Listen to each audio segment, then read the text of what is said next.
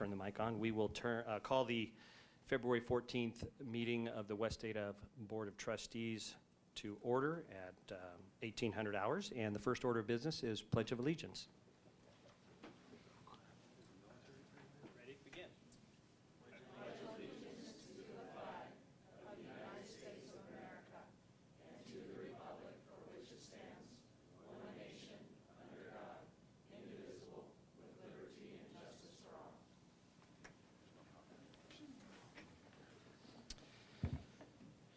Madam Clerk, are there any changes to the agenda? There are not. Thank you. I'd like to start this meeting off with, on a personal note, of an apology. And I received, after our meeting in January, I received several emails from some of our patrons. During our discussion about COVID protocols, I was discussing the nasal test, that the swab that's taken when you do a COVID test, an antigen test. And in my attempt to bring a little humor to it, I referenced that it goes so far up that it can cause brain damage. And I did not mean that literally. I do not believe that you can suffer brain damage from this. However, I did receive some emails from families that have family members that do struggle with brain injury, and so for that, I wanted to apologize.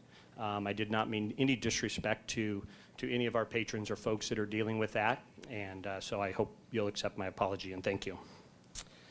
Our first order of business this evening is to take up action on an open meeting law complaint that was delivered to the Ada County Prosecutor's Office and subsequently to the district. This complaint was made pursuant to the December 13th, 2021 board meeting. So it was with the previous board and had to do with the proper agendizing of a work session. And so with that, I will open it up to the board if there are any motions to be made surrounding this action. Chair Kofelt, before we begin, can we ensure that Trustee Ozuna is on the phone? I did before we started, but Trustee Ozuna, are you still there? Yes, I am. Thank you. Great.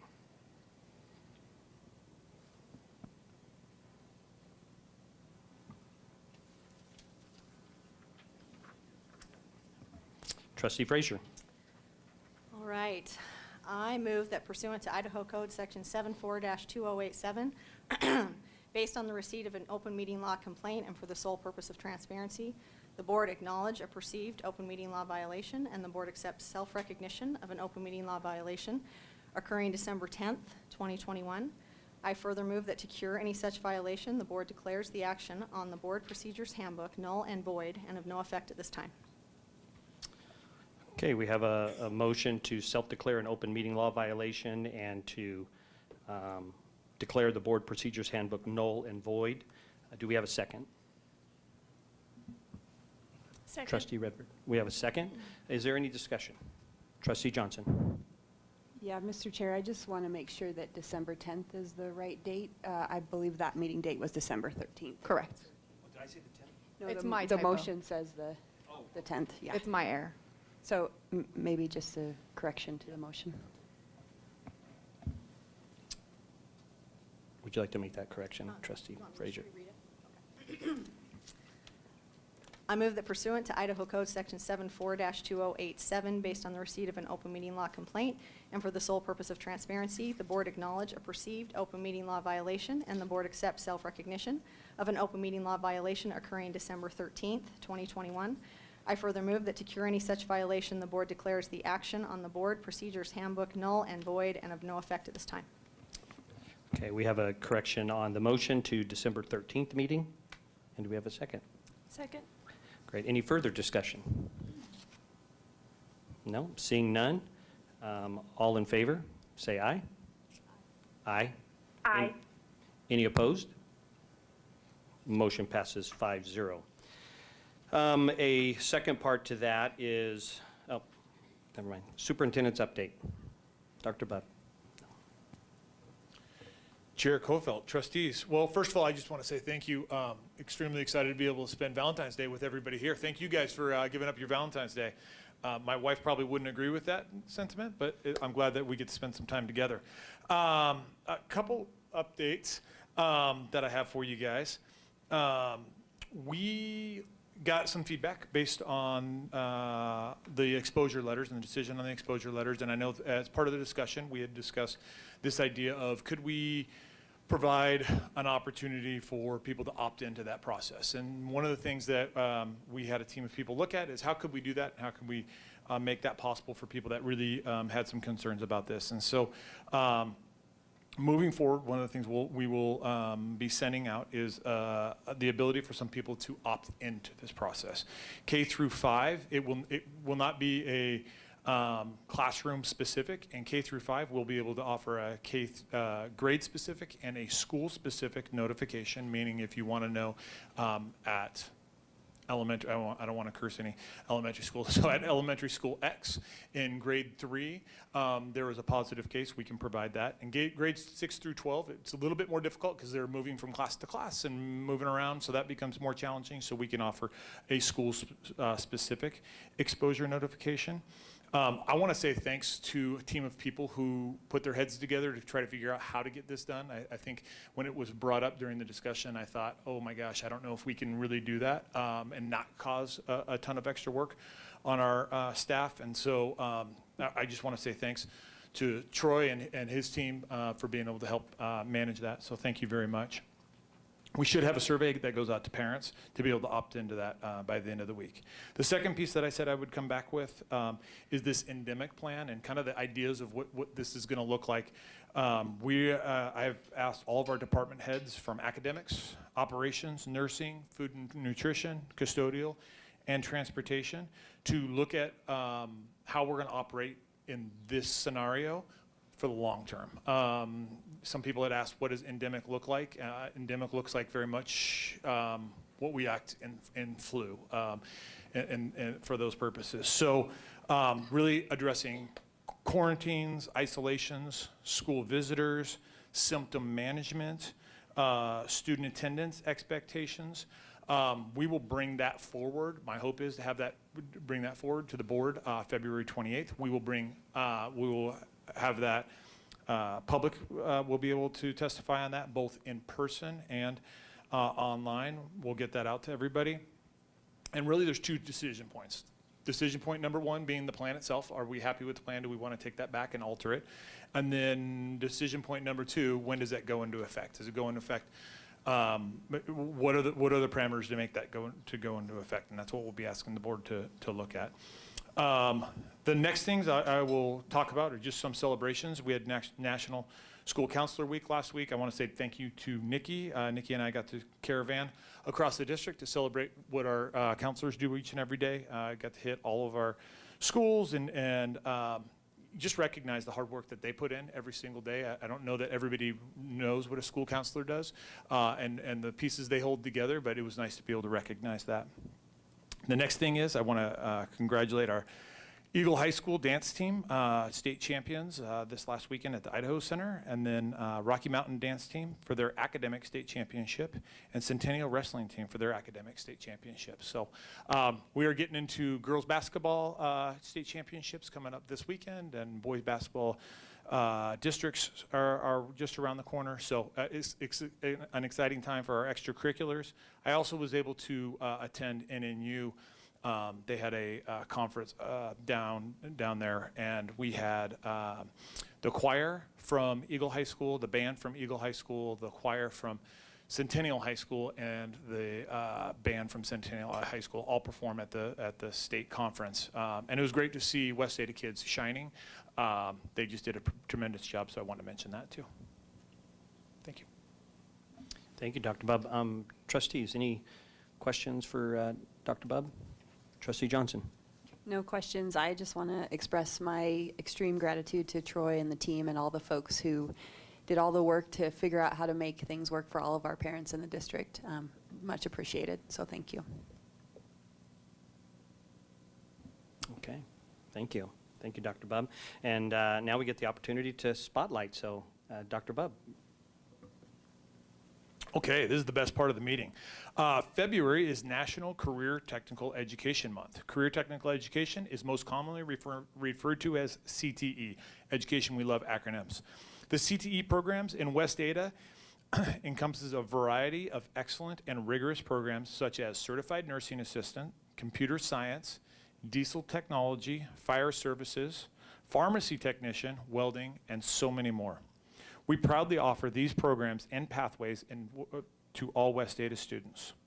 For those unfamiliar with CTE, classes include a combination of traditional classroom instruction and hands-on learning using state-of-the-art equipment and machinery.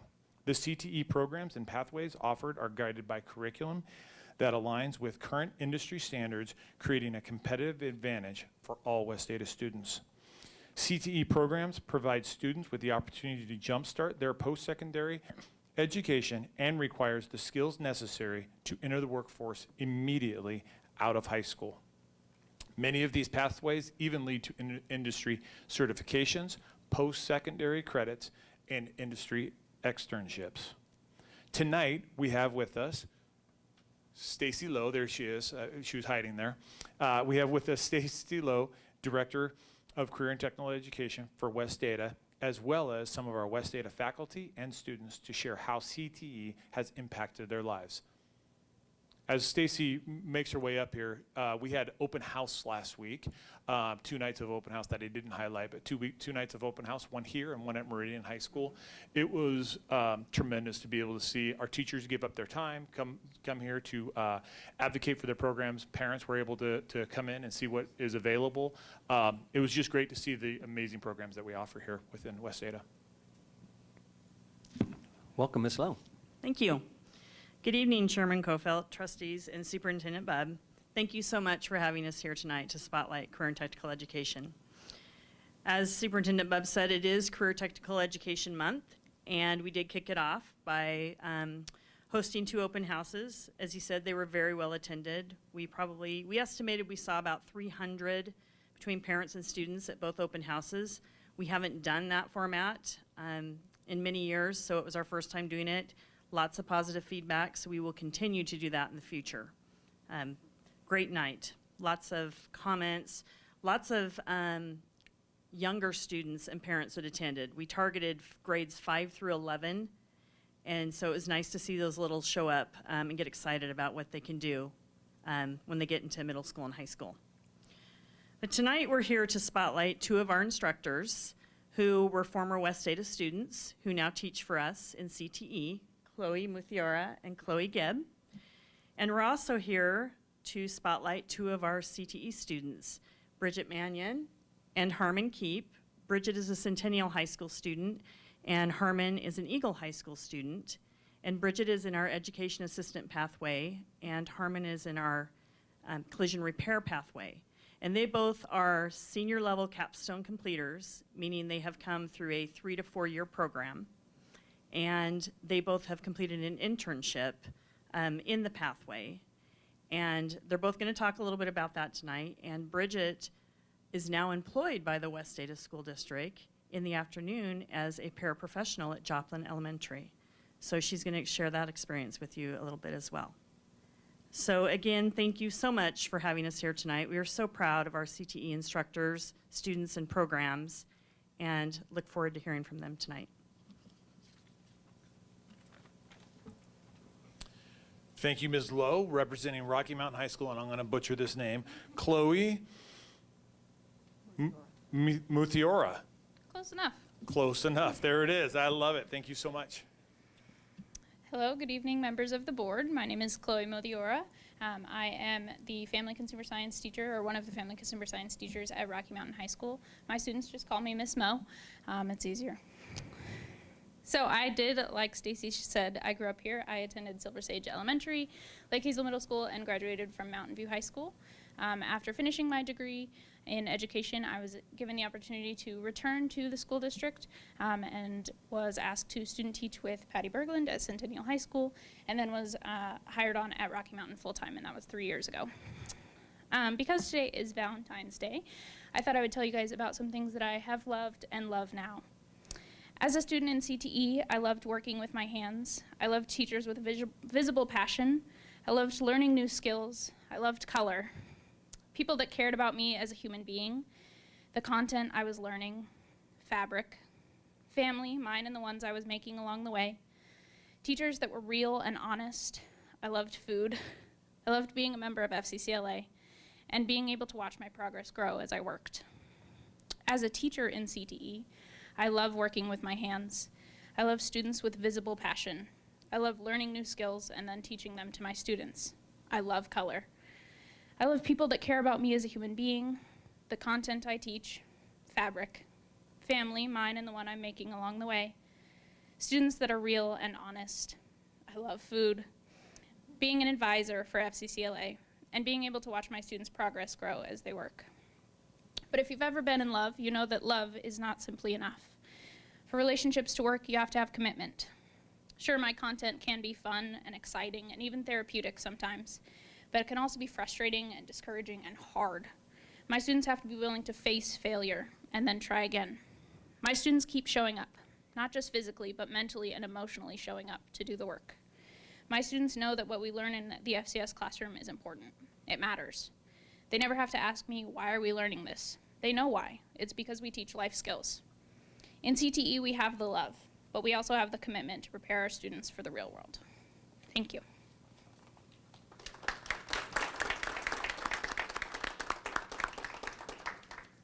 I'm going to go with Ms. Moe.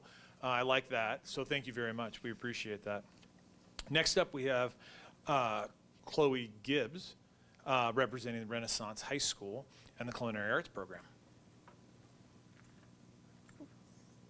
Good morning. Well, good morning. I'm so used to saying that. Good evening, everybody. Hello, my name is Chloe Gibb, and I am a culinary arts instructor for Renaissance High School, and I'm also a graduate of Renaissance High School.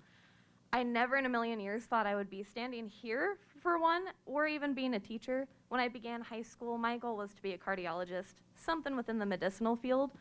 And then that all changed when I was able to take a course through culinary arts, not even by choice. I had to fill an elective. So it really all just fell into place. So after I took that, I fell in love. Culinary arts, that's where I found my love of food, passion of baking and pastry, and overall drive to just share what I know and love with everyone else.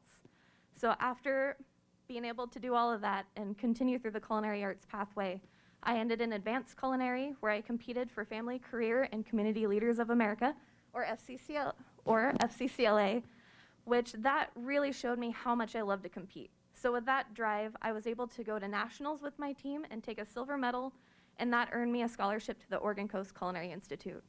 There is where I earned my degree for baking and pastry, and then somehow traveled back here. I'm really just tied to Boise, but with that said, coming back to Boise, I have always been heavily involved with the community and the American Culinary Federation chapter that we have locally, and it was always a dream of mine to one day reach chapter president, so naturally I had to come back. With that drive and everlasting support I've always received from the teachers that I've had and are still currently teaching here, it's been life-changing. I really couldn't imagine having anything else happen to me in life than where I have ended up now. With the everlasting guidance and support from Chef Hickman and Chef Scoville, who were also my teachers, and now I get to work with them. But they've really shown me how much I do love training, leadership roles, and being able to be a teacher just like they were. And I hope I can pass that guidance on and support to all of my students and future students that they have always given me. With that, that is my speech, and thank you for listening and having us here tonight.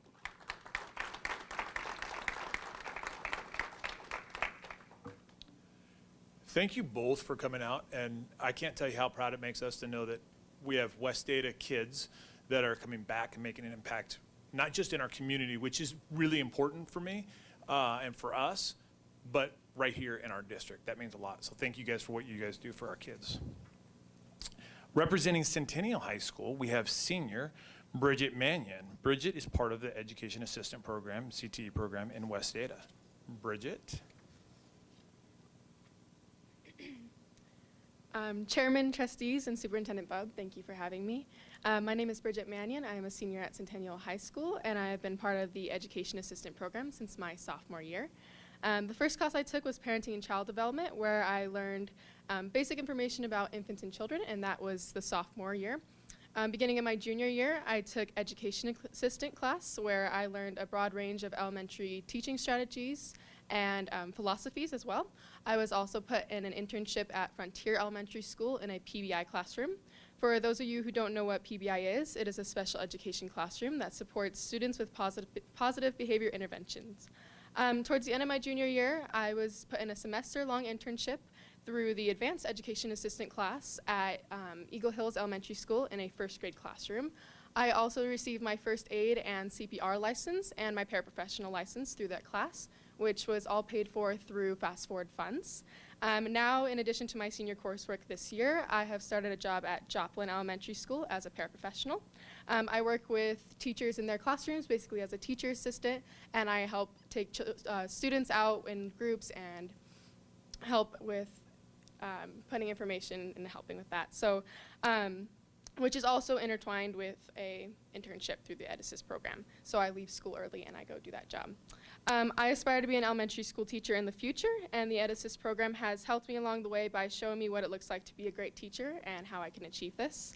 I have been given firsthand looks at the daily responsibilities, joys, and struggles of what it's like to be an elementary school teacher. And most of all, I have grown a love for working with children, and I have a positive outlook of my future career as an elementary school teacher. This is all owed to the amazing instructor I had for the class, Ms. Patricia Berglund, and especially to the CT program. Thank you.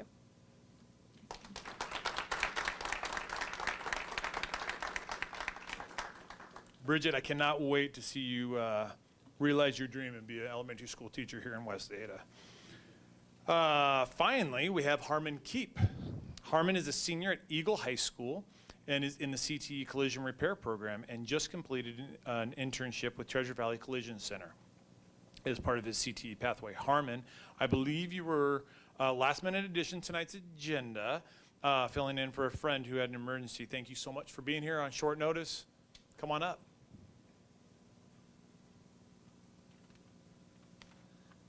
Well, good afternoon, everybody. Thank you for having me here.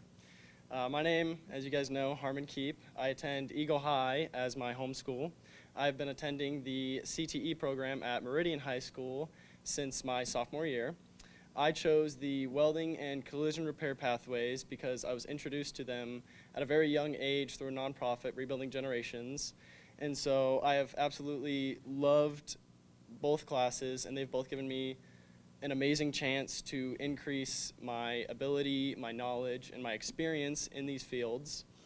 And it has also given me an amazing opportunity at an internship with Treasure Valley Collision Center.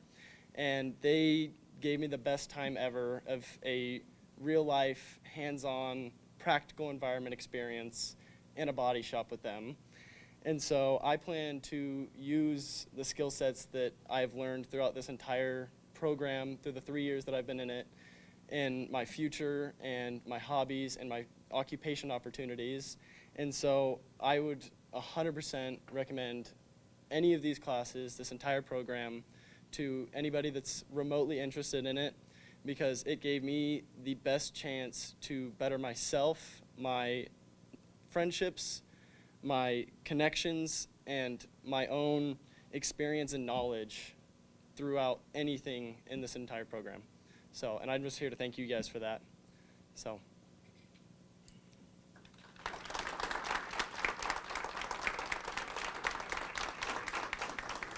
Harmon, thank you so much. I will probably utilize your service at some point for some collision repair. Thank you all for being here tonight and sharing your excellent stories. I will just tell you, CTE is a highlight for me to be able to see our kids work in the classroom in the fields that they're interested in, seeing that passion. I think that was hit on by a couple of you. Seeing that passion is second to none. So thank you guys, thank you teachers, and thank you students for everything you do for us. Thank you, Dr. Bubb. Is there I always like to make comments about things, as Trustee Johnson will tell you, but I don't want to cut anybody else off if they'd like to say something. Trustee Frazier. I would love to just say I love our CTE program. I was so impressed with the amazing tour that both Angie and Stacy gave to myself and Trustee Redford. It was such a, well, Angie, it threw me for a second, sorry. It's like Redford, not Angie. It was just amazing opportunity, and the lunch that we were served was amazing. I just can't believe the opportunity that is there, and am so excited to help in any way I can to get that out to our district and help kids know that there's the ability to get out of high school and know what's out there, what you can do, how to apply those skills. I love the life skills that was talked about. It's paramount. It's an amazing program. So thank you for everything you do. I'd just like to add a couple comments. And, I had a chance to tour some of the CTE facilities, and it is amazing the opportunities that are being given to our kids. And the fact to see two folks that went through the programs coming back to pay it forward to our students that are in the district now is amazing.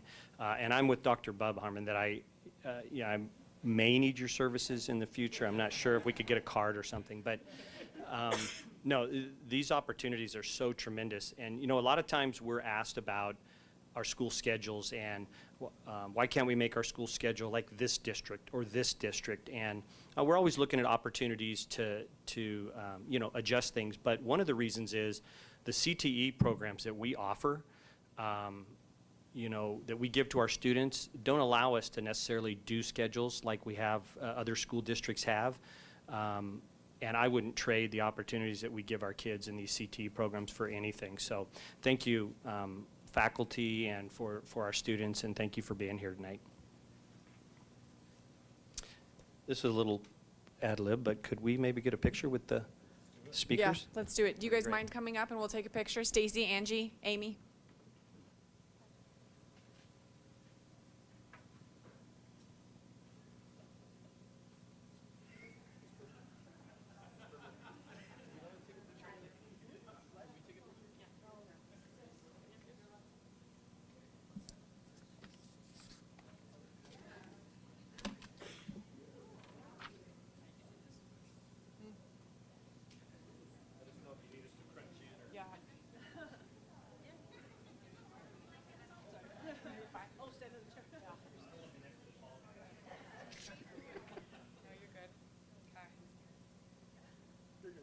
Ready? 1, 2, 3. Perfect. Thank you, guys. Do you guys have? Yeah. Thank you.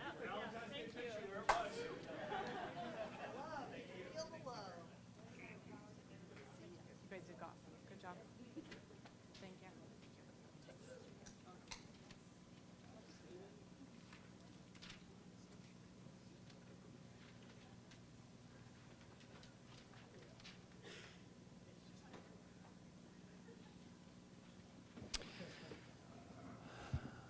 Thank you again. Have a great evening. Next on our agenda is patron input. Now, my understanding is we didn't have anybody sign up, and that's fine, but in case somebody changed their mind, wanted to give the opportunity if anybody would like to make comment to the board, and if not, that's okay. Okay, we will move on. Mr. Chair, Oh, just a Trustee Johnson. point of order. Maybe I voted for it and forgot, but did we do the item number 3 agenda approval? We did? Okay. So did we include, and we included because we did have some patron comments from the. You have in-person patron comments. Those are public records, so those are posted online. Okay, But there's only one. Those Okay. are posted on the website if anybody needs to review them. okay, thank you. You're welcome. Okay, so next on our agenda is discussion, and first up will be the policy 201.1 Board of Education Code of Ethics, and this is a first reading from Deputy Superintendent Heller. Trustees Kofelt and Board, Dr. Bob. So you'll see the policy in front of you. We've very minor changes here. At the top, there was apparently a spelling error that had been living for a while on our policy before we caught it. And then you'll see under number 8, which talks about the fact that the superintendent should be at all executive sessions. As we started talking about it and as ISBA has looked at it based on some things around the state, there's actually certain times when the superintendent would not be in the executive session, specifically as it already talks about, considering the superintendent's evaluation contract or salary, but also there are times when potentially the superintendent being there could be a conflict of interest, or for example, when the board might be deliberating regarding a student expulsion hearing or regarding a teacher non-renewal, when the district administration has made that recommendation to the board, that deliberation by the board would not include any district administration, including the superintendent. So that was just the only change we are bringing forward at this time. I know we have a couple of our trustees that are part of that policy review committee, and so I'd open it up to the trustees if anybody has any additional comments or add-ons to what Deputy Superintendent said. Perfect job. Chairman Cofield. Yes, Trustee Ozuna. Thank you. I was part of that committee meeting, but I don't have any additional information to add. Thank you. Thank you very much. Okay, seeing none. Oh, Trustee Johnson. Yeah, I just had a quick question because this is a deviation from the practice that we've been handling all along for as long as I've been on the board. So can we get some information from our attorney on when, like, was there a law change or were we doing it wrong for like the last 20 years or what's the change?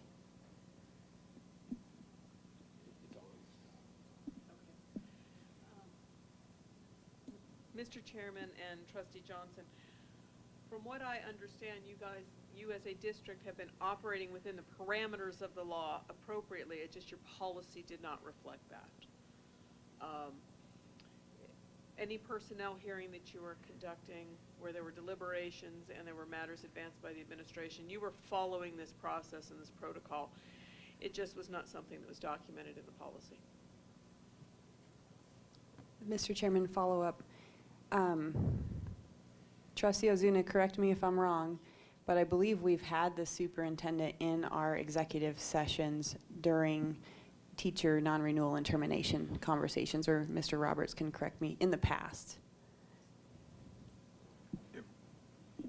Well, Chairman Cofield, Trustee Johnson,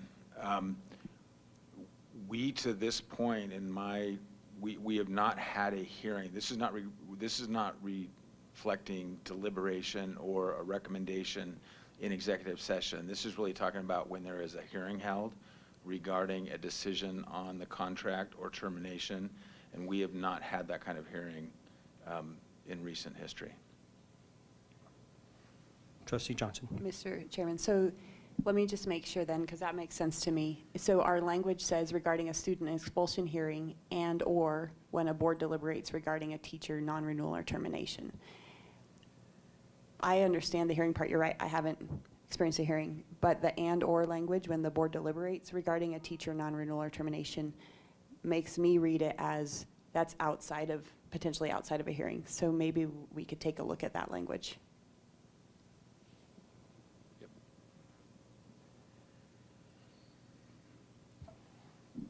Okay, yeah, thank you. Good point. Any other comments or questions on this first reading of the policy? Okay. The next item up is our opioid settlement request from the Attorney General's office. And Dr. Bubb is our presenter. Oh, so I stand corrected. I skipped item B. This is a 2022-23 school year calendar, and Mr. Myers.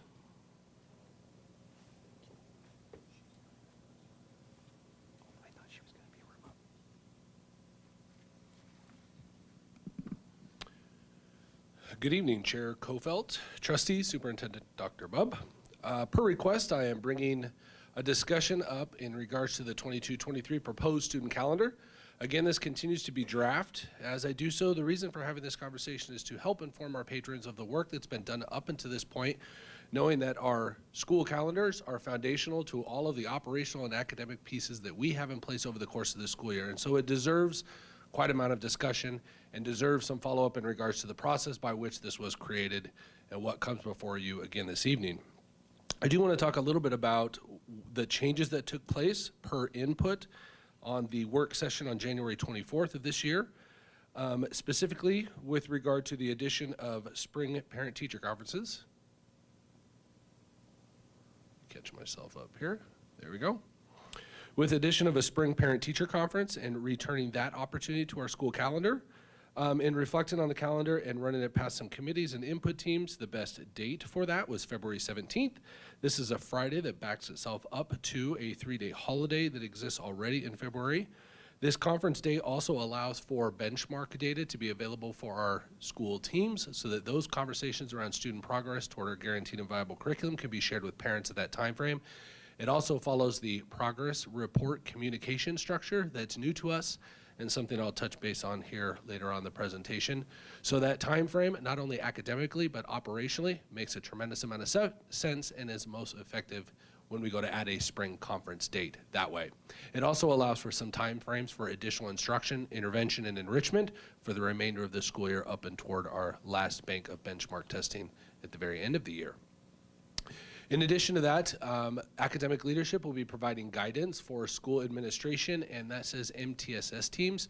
MTSS teams are multi-tiered student support teams that work with teacher teams, parents, and students in regards to providing additional intervention and enrichment based off of data that we have of student progress towards standards. And so we'll be help providing some of that guidance so that we can balance that time frame for teachers and identifying who to meet with in regards to what students, what that level of need may be, and be able to prioritize that for teachers. In addition to working in some additional prep time for teachers to be able to design those interventions that they're having conferences around and provide those additional student supports, but really the time that's needed in order to create those really effective interventions and providing guidance for school teams and individual teachers with that. With the addition of that day, it moved the last day of school from May 31st to June 1st, but that was an easy fix that way. And we want you to know that the draft of those changes took place on the website earlier last week. For our patrons, we wanted to make sure we talk about the process by which we got to this place in our school calendars.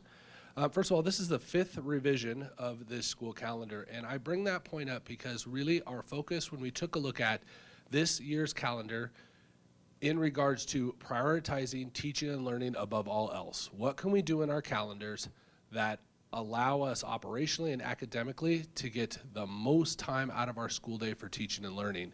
And so initially, this calendar was run through our academic leadership team. That academic leadership team is composed of 9 team members from different departments within the district who oversee things like CTE, federal programs, special education, professional development, curriculum instruction. And so those leaders on those teams provided inputs around these 3 talking points, which were, what are the successes of our current school calendar? What are the opportunities that we have in front of us? And what are those barriers that we need to eliminate in order to really prioritize that focusing on teaching and learning? And so revisions were made to the previous school year's calendars with those prioritized areas. Once those revisions were made, that draft was sent to the executive team and to principal and school leadership teams for input, both at building administration levels and at school leadership teams with principals and teachers that way. Now, I'm not going to go into all of these specifics. There is quite a bit of information on these 2 particular slides, and this references the conversation that we had in the work session at the end of January as well. It talks a little bit and summarizes much of what I've already talked about, but I do want to highlight just a few aspects of this. These were areas of revision and improvement, and you can see just with this list, it's quite a list. We wanted to make absolutely sure that knowing this was so foundational to teaching and learning in West Ada, that we were giving its due diligence and making some changes, what we could right away, and those changes that we could make in the future that I'll talk about on the next slide. I just want to highlight a couple of those. The first is the elimination of early release days.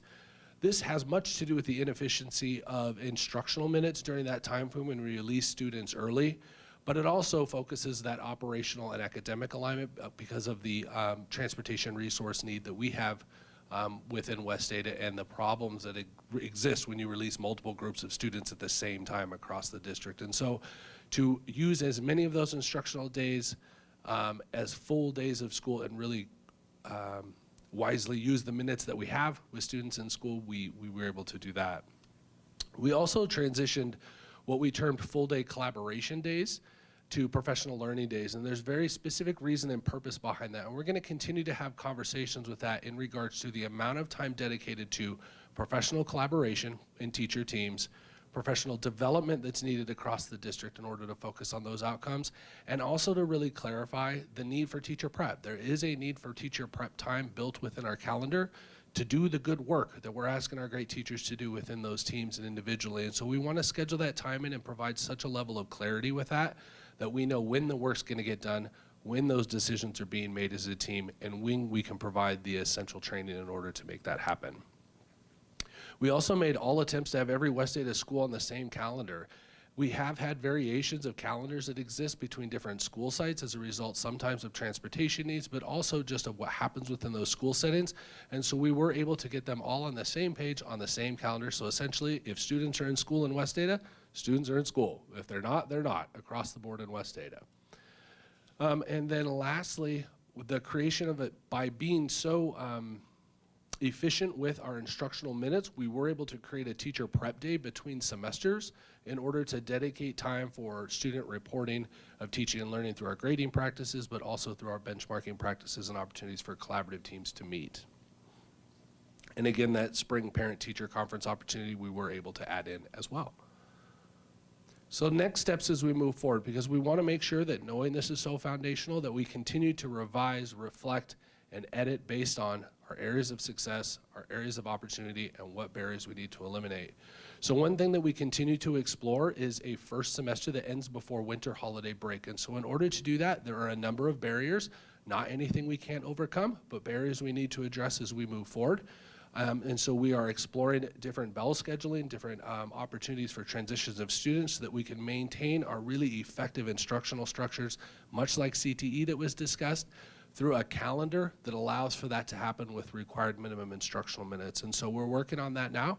Our goal is to have that school year calendar for 23-24 before the board, before we end this school year. And so families will know a year ahead what that's going to look like. That also allows for our teacher teams, our school administration teams, and for us to address those barriers right away.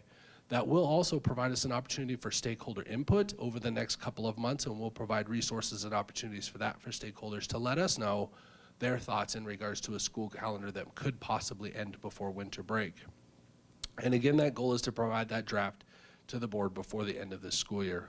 On the back side of these calendar plannings, which is why the year extends to 23-25, that has to do with professional learning calendars that we're creating within the district so that we provide that level of clarity across the board in regards to when are our students learning, when are the adults learning within that system, how are we measuring our progress, and what evidence convicts us that we are making progress, and what changes are we making over time, not just at the end of the school year, but throughout the course of the school year to ensure that that's taking place. And so on that previous slide, it talked about providing, before we can provide that level of clarity, we have to make sure we have that level of competence that before we are competent in what we're doing and measuring our progress, we have such a level of clarity, and it all starts with our school calendar. And so that is an overview about the work that's been done and the draft calendar that comes before you this evening. Mr. Myers, thank you very much. Trustees, any questions for Mr. Myers on the calendar? No? Thank you. I appreciate the Trustee Johnson. Thanks. Let me see if anybody else wanted to go before I ask. Mr. Myers, you know I've been a huge proponent of getting that second parent-teacher conference in a year. Right now, the way we sit, we get a parent-teacher conference in October, which is really like a month after school starts, and then you never have that reconnection with your teacher as a parent. So I appreciate you guys putting that in. What I wanted to ask was, in the fall, the parent-teacher conference is 2 days. Or really, I mean, I think it's like it's got like some evening and some time. So how do you see that spring? Because we really designate like 2 days out for school, but this one we're doing 1. So tell me how you guys see that one working. Is it going to work the same or different, or what your thoughts are there? Trustee Johnson, Chair Kofelt, the way academic leadership will provide guidance has to do with an opportunity in the fall for all students to receive that communication with their parents through parent-teacher conferences, and I think setting structures for that opportunity to have that conversation after benchmarks have taken place and once teachers have an opportunity to get to know their students well, and start holding that conversation with all students at the beginning of the school year, as many students as we possibly can during that time frame. The way we would frame spring out is that for students who, based on the evidence we have, not only through benchmarks, but classroom observation and our own classroom data, that we would be able to hold more targeted tiered conferences with students who need additional conversations around how are we intervening in order to ensure student success and what additional enrichment opportunities can we provide. And so although we might not be able to have the time to offer it to all students, we can be very targeted in what students we would provide guidance for teacher teams and that MTSS teams of which principals are involved to really have targeted conversations around what do students need now that we have 4 more months of instruction remaining in school. Thank you. Just a follow-up. So I don't want to get rid of it by any means. I think it's a great start. Can you tell me, having it on a Friday before a 3-day weekend, why that is beneficial? Because I saw that a little bit differently. I was concerned that not only teachers would be really needing to get out on that Friday, but also parents would be taking that 3-day weekend. So help me with that a little bit. Absolutely. Trustee Johnson, Chair Kofeld. Friday is a work day for teachers that way, and so we would establish some guidelines around what that work day would look like in regards to parent-teacher conferences plus the prep time that's involved there. Operationally, there's some benefits to holding that on a Friday as well. We also know that if we back up benchmark testing timeframes, that's about the soonest timeframe we would have where we would have full benchmark data collection on all students. The opportunity for teacher teams to be able to review that prior to conferences. Plus, it also aligns with our Leadership Institute, where our leaders come together and have conversations and set plans around that data. And so in backing that up, we can take a look at a different day that if the board so wishes. That is the soonest possible date where those processes are in place to hold those really great conversations. Operationally, backing it up to a 3-day weekend was beneficial that way, and so we tried to approach that from both lenses. Thank you. Follow-up. So I don't have a preference. I think if we try it, we'll find out. I'm glad we have it in there. I think the one last thing I had, and maybe it's too soon to ask this question, but I saw some conversation in your presentation around changing of the bell schedule. And I wanted to provide some thoughts now on that because we went through this last year prior to, I think even, or maybe you were in the superintendent role at that time or right there. And one of the things that we were looking at in changing of the bell schedule was having elementary kids get out later in the day. I don't know where we're going, but we really tried to limit that last time because even elementary kids do participate in after-school activities and any later than, I think, 4 o'clock. And by the time they get home, they can't even get to some of those activities. So I hope as we look at that bell schedule change and how it aligns to this calendar that we'll keep that cap and figure out how to manage within. Thank you. Thank you. Any other comments? No? Thank you, Mr. Myers. Appreciate it. Thank you. Thank you. Our next item on the agenda is a discussion regarding an opioid settlement request from the Attorney General's office. Originally was remote, but I understand Chantel Chappell-Knowlton is here, the Deputy Attorney General. Welcome. Hi, thank you. I appreciate you all being flexible and letting me show up in person. Once I realized giving a PowerPoint presentation over the phone maybe wouldn't be very effective. And I'm not sure, can I control the PowerPoint through the mouse? Perfect. All right, Chair, Superintendent, Board of Trustees, my name is Chantel Chappell-Knowlton. I'm a Deputy Attorney General in the Consumer Protection Division at the Attorney General's office. And really, the main thing I work on right now is opioid litigation that our state is involved in. And I'm here today because the Attorney General is asking that West Ada School District participate in these nationwide opioid settlements that the state has signed on to in order to increase the amount of money and get us the most money on the fast timeline for the state of Idaho. As you'll see, this is an action item on your agenda, so we would be asking you to approve the settlements and then authorizing someone to sign the release forms, which I brought copies of today, but I believe your legal counsel also has copies of. If I can go to the next slide. Oh, that's me. Just kidding. Just as a quick matter of background, the opioid epidemic has hit Idaho. We have not been immune to it. As you'll see from these statistics, just looking at opioid deaths in the state, they have more than tripled in the last decade. And for this reason, Idaho joined local governments in the state of Idaho, including Ada County, Boise City, and states and local governments throughout the country in filing lawsuits against opioid manufacturers and opioid distributors that we believed committed conduct that was responsible for this opioid epidemic. The settlement I'm talking about today involves one manufacturer, Johnson & Johnson, and 3 distributors, AmerisourceBergen, Cardinal Health, and McKesson. And these settlements, Idaho, along with the other states and local governments in this state and throughout the country, entered into in August 2021. And because the state decided to participate, cities and counties and other local governments within Idaho have become eligible to participate as well. And these settlements would resolve the legal claims just against these defendants, and in exchange for that, we will be getting 2 things. We are going to be getting funding for opioid remediation in the state, and we're going to be getting broad injunctive relief. And I'm just going to touch on the injunctive relief really quickly. The main thing we're going to be getting is Johnson & Johnson is not going to be selling or producing opioids anymore, and that the distributors are paying to have an independent monitor oversee the distribution of opioids throughout the country to prevent distributing opioids to kind of those pill houses that we're just running through and causing a lot of the issues. Okay, so moving on to funding. This is actually the reason I'm here today. The entire settlement nationwide is worth $26 billion. Of that, Idaho can potentially get $120 million, and that'll be paid over 18 years. From the state signing on, we are guaranteed to get $64 million, but that other $56 million on top is dependent on how many local governments in the state of Idaho we can get signed on to these agreements. And there is a lot of material on this slide. I'm not going to go through all of it. What I want you to focus on is Incentive A, because Incentive A is where the school district comes into play. Incentive A is the most money we can get on the fastest timeline. And in order to get Incentive A, we have to get every county in the state, all cities who have more than 10,000, a population of more than 10,000, all school districts with more than 10,000 students enrolled, all fire districts with more than 10,000 people, and all hospital districts with more than 125 beds.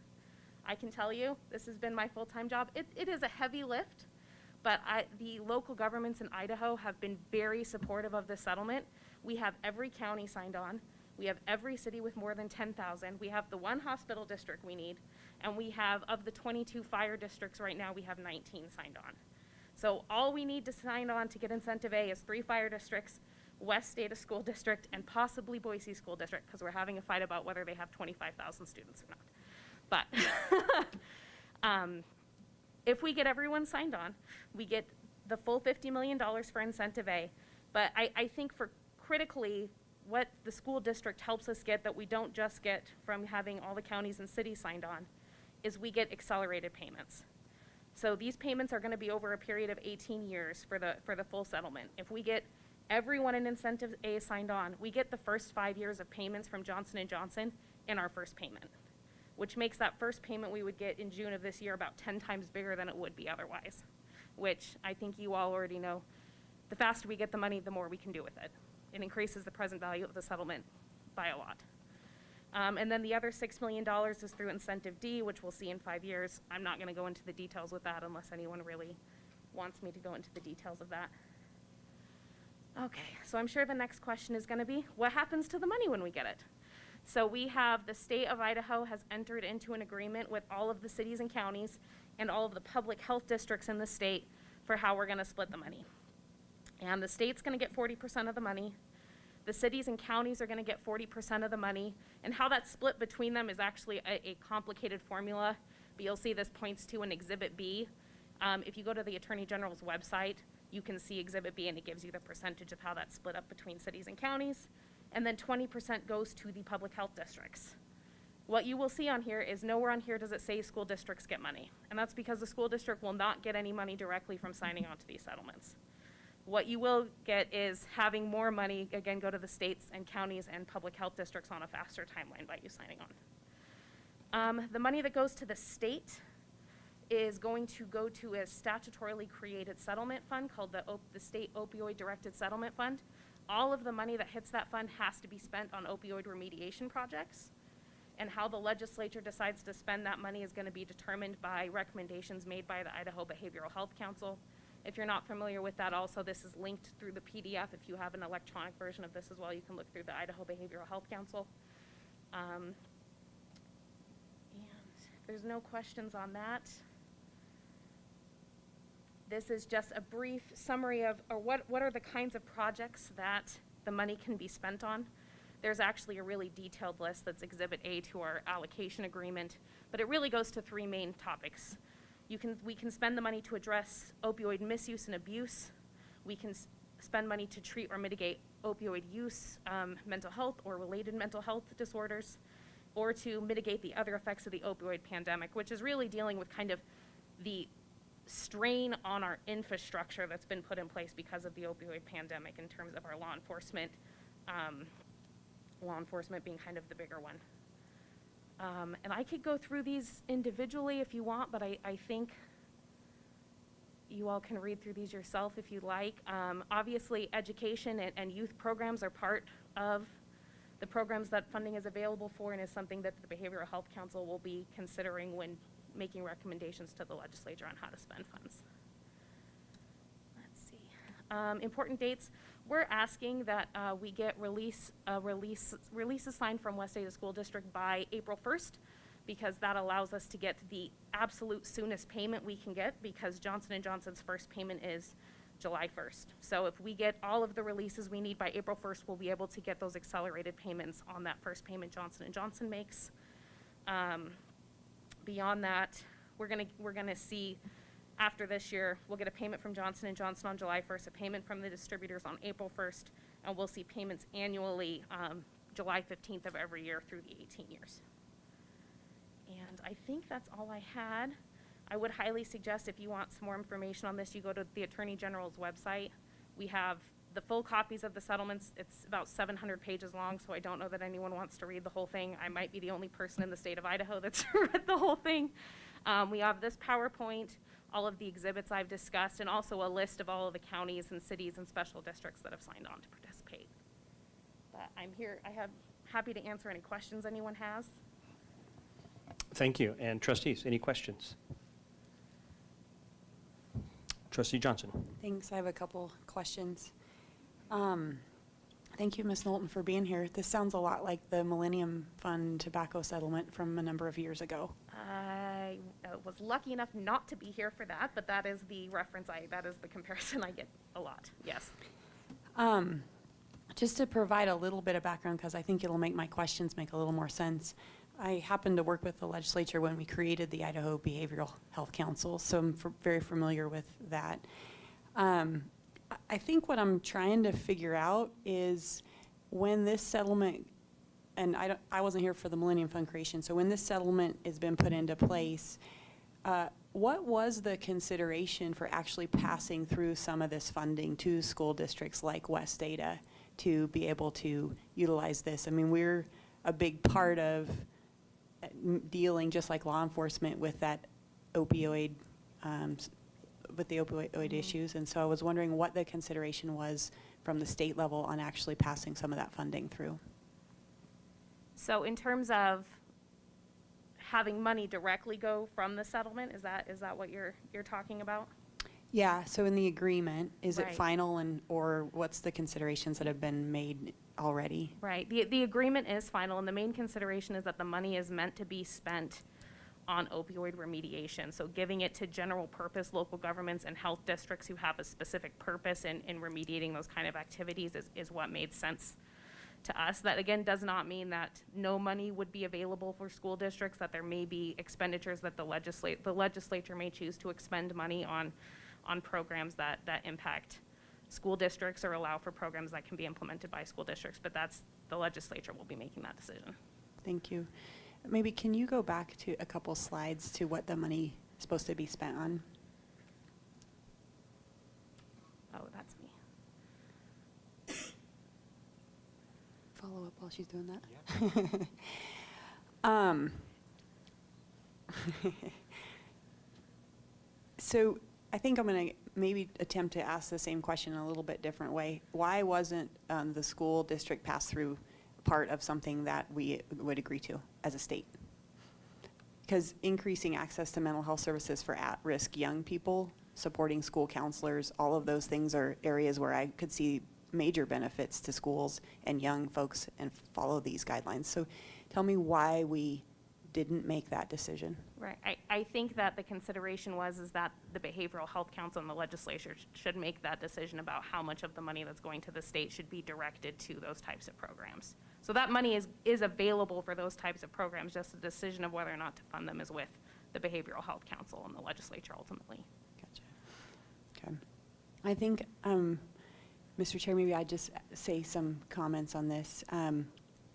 Having created that worked on creating that Behavioral Health Council, this was actually never in our minds for what it was intended to do at that time.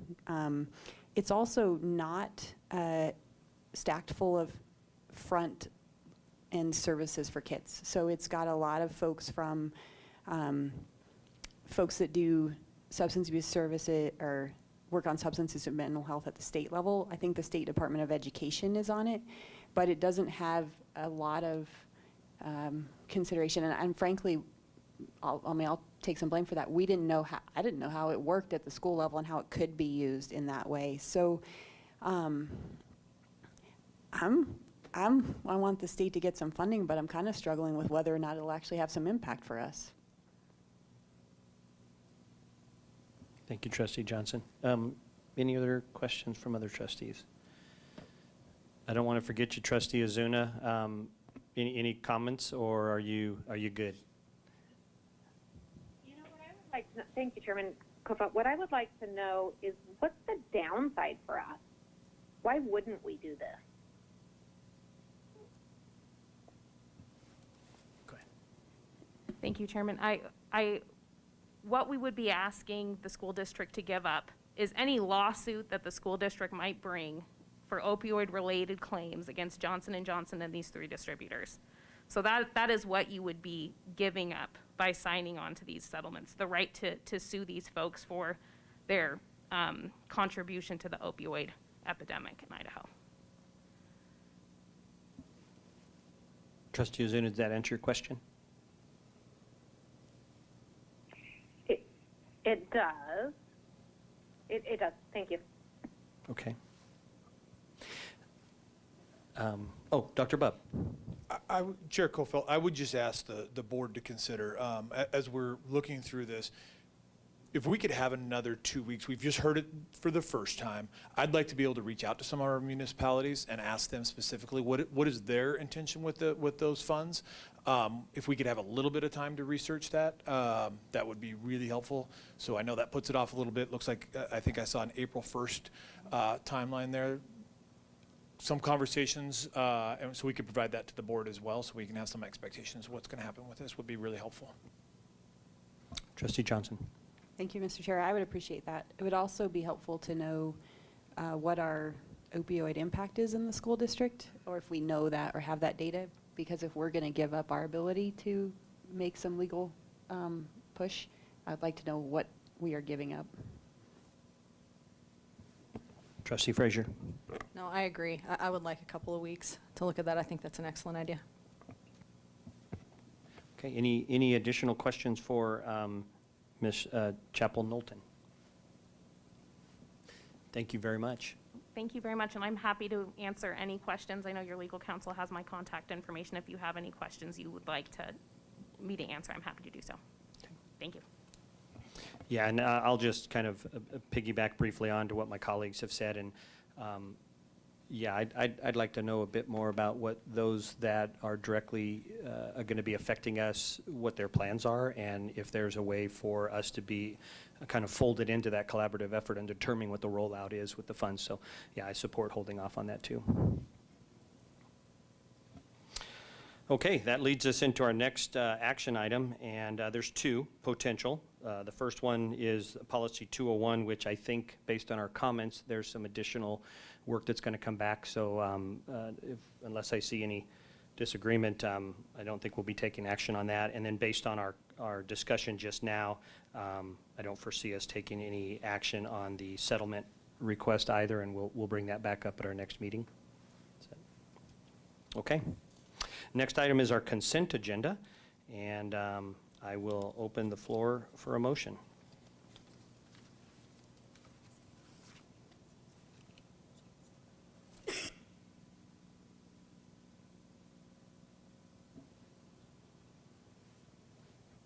Trustee Redford. Motion to approve the consent agenda. Okay, we have a motion to approve consent agenda. Do we have a second?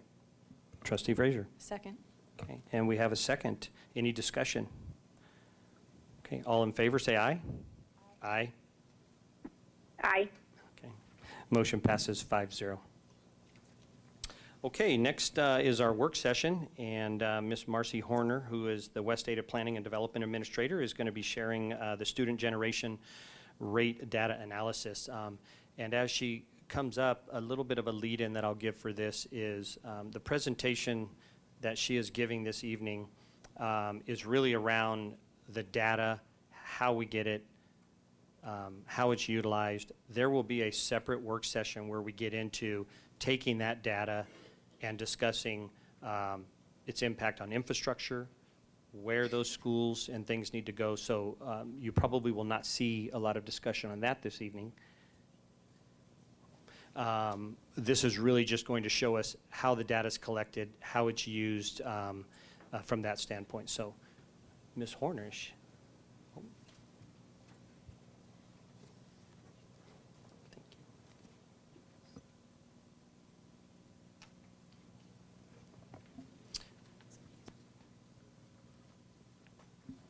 And I didn't want to leave Mr. Gillen out, so we have two presenters. Thank you, and welcome.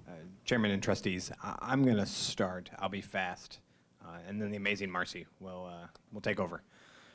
So, Trustee Kofeld, thank you very much for what you shared. You took a little bit of my thunder, so that's fantastic. That really was my plan, was to kind of just give you an expectation for what tonight's going to look like on what you're going to see. So we're going to spend some time talking about really enrollment management. And so what does the district anticipate they're going to see from developments? What students are going to be coming into the community, where we think that's going to go. Again, what you're probably not going to see tonight is a full-blown facility plan, right? You know, what you're going to talk about is we're going to talk about developments. We're going to have a little bit of discussion, but not really a whole lot right now, about demographic analysis and birth rate and even just mobility. A lot of those things we're actually working on. So what you're going to see is a lot of data now, and really the great conversations that we started to have because we have this data, and so what we can do with it moving forward. And then we're even going to have some discussions later on about market share, right? So we're talking with a company about trying to help us analyze what that looks like and really how the district has that data going forward. But I don't want you to think the facility plan conversation isn't happening. And so I want you to know that we have people who are looking at sites. We are trying to look to see what that looks like. We are projecting out when our needs are going to be. We're projecting out what the development and what the costs are going to look like. So we have that data. We are working on it. But we wanted to make this a manageable chunk. And so we thought we'd start with really how enrollment works and how we generate students. So I'm just going to give you a little bit of background. It's going to be pretty quick. What you're going to see in West Ada, right, is we grow pretty much all the time. Right, every year. This is not a new conversation for us. We grow on average. You'll be able to see a couple percentage points. We hit 2% across the district every year, outside of the drop that you would anticipate we see, and we all kind of knew happened during COVID. So this is just another picture, right? Enrollment increase. So you can see that we average around 2%. We had a little bit of a drop. The blank year is essentially when we went down, and you're starting to see that enrollment impact come back. So you're starting to see us grow back into where it was we were before COVID. We are still down from our height. So at our height, we were right at, I quote this number all the time, 40,398 students is what we got paid for. And so that was the number that was at the top for us. And so now we're starting to build our way back up, managing and mitigating the COVID impacts that occurred with that. So we anticipated that would take a couple of years just with the growth, and so we're continuing on the progress we would anticipate. For us, another thing to think about is we have lots of stakeholders, lots of municipalities that we work with. And so this just gives you a little breakdown of population growth, in particular by areas that we serve. So that's just it's census data. But again, you'll see that we have constituents in Eagle, we have Meridian, and then you're also going to see a lot of growth in Star. So when we're going to talk about facility planning, when we're going to talk about development, we're really going to try to share a picture of the district as a whole and how we're going to do and mitigate those risks as a district as a whole. And then here's another pretty picture of how it looks, right? And then you can see our enrollment growth across that time period since 2010. And Then forecasted areas of growth. So this is where it's going to start to drive some decisions we're going to need to make about facilities. And again, not tonight, but you're going to start to see where we start looking at developments. Marcy is going to dig deep into how all of that works, what it is we talk about, what are the plats that are driving these, and then this is where we start then taking a look at growth and saying what are the facility needs that we need to be planning for and what does it look like years out for the district. And with that, I'm going to let Marcy take over. Thank you. Chairman Kofelt, trustees, Dr. Bubb, thanks for inviting me to be here tonight. I'm excited to talk to you about this. First of all, I want to just go over some terms that we'll talk about tonight so that we're kind of all on the same page when we talk about them. So our student generation rate, the number of students generated per household. Our single family is going to be one dwelling unit that's going to be separated from other dwelling units by an individual parcel of land. Multifamily is 2 or more dwelling units that are attached by a common parcel of land. The parcel of land is actually just a one piece of real property. It's identified by the Ada County assessor. A preliminary plat is a drawing of a proposed subdivision showing lots, streets, other elements of the subdivision, and then a final plat is produced after the preliminary plat has been approved, and it's often in phases, and it is the finalized drawing of the preliminary plat. All right, a little bit of history. So previously, our student generation rate was based on census data, historical growth rates. Compass data was used to track developments. And prior to 2021, the district used 0.8 for single family and 0 for multifamily. Then last year in the spring, we did an analysis with my counterpart at Meridian City Planner, Miranda Carson. We got together, studied data, and we determined that a more accurate figure would be 0.7 for single family and 0.1 for multifamily. That was a lot of generalized data. And we did discuss at that time, if for those of you that were there at that meeting with work session with the joint meeting with the city council, we did talk about other variables that we could look into and become more specific, and that we were going to reanalyze our student generation rate to continue to provide the best data that we could. So, so I'm happy to say that that analysis has started and will continue to be done. So currently, our student generation rate is calculated based on the actual students and the actual number of developments, all compiled using agency information as well as historical trends. Our student generation rate can be identified on a granular level, so we can go down to square blocks, to subdivisions by region or district-wide. And again, continuing to analyze this information is going to allow us to understand what those trends are.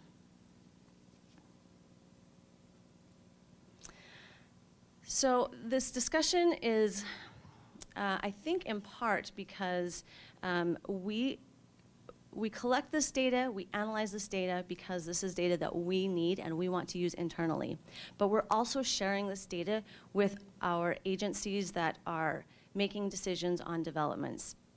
So we're going to talk I'm going to talk a little bit about how we share that data with the cities in the letters and how we're analyzing that. And then we're going to go and share that information with them as well. All right, here we go. I'm excited. How do we analyze? I'm sorry, I totally geek out over this. So if I bore you, I'm sorry if you get bored. Sorry, yeah, if you get bored, I'll just... If I can throw one thing in, I was talking to Absolutely. Marcy today, and she was telling me that she wakes up and she can visualize as she's driving in these, and I told her I'm a little worried about her. But I'm glad you're excited about it. Thank you. Okay, so the question for me was, how do I take this large district and really analyze it and really dive into it? And it's the same way we're going to eat an elephant, just one bite at a time. I hope I don't get any negative feedback for that. I'm not planning on eating an elephant. Okay, so to easily track the data, sorry, so we're going to place this grid over. Don't make me giggle, Dr. Bob. I apologize. I'm going to stay serious. Okay, so place this. We're gonna take the district and we're going to put it into small areas. Mostly, it's going to consist of square mile blocks, but sometimes it's going to follow natural boundaries because that's going to make more sense to do. So this is an important grid. This is what I see when I close my eyes, and everything is going to kind of fall back on this. So we'll refer to this often. So tonight I want to talk to you about what sort of things that we're tracking. So we're going to talk about these 4 things. So first, new residential developments, our student household locations, parcels of land, and then school attendance areas, and I'll go into each of these areas a little bit. So first, new residential developments. Okay, so here's the process. First of all, when a developer goes to put in an application, before that, they have a pre-app meeting where they meet with the city planners and other agencies, and they're gonna kind of flesh out the details and get feedback, and the fire chief is gonna say, no, you need this, all sorts of things. You know what they're saying. So they're gonna say all sorts of things, and I get to be informed of those meetings and often attend those meetings. So this is a great way for me to know what part of the district is going to be developed. So sometimes those developments don't come to pass. They don't even get to an application. The developer decides, well, this isn't going to work, so I'm not going to even apply or put this development forward. But that's okay. I still want to know because somebody else is going to come along and develop that.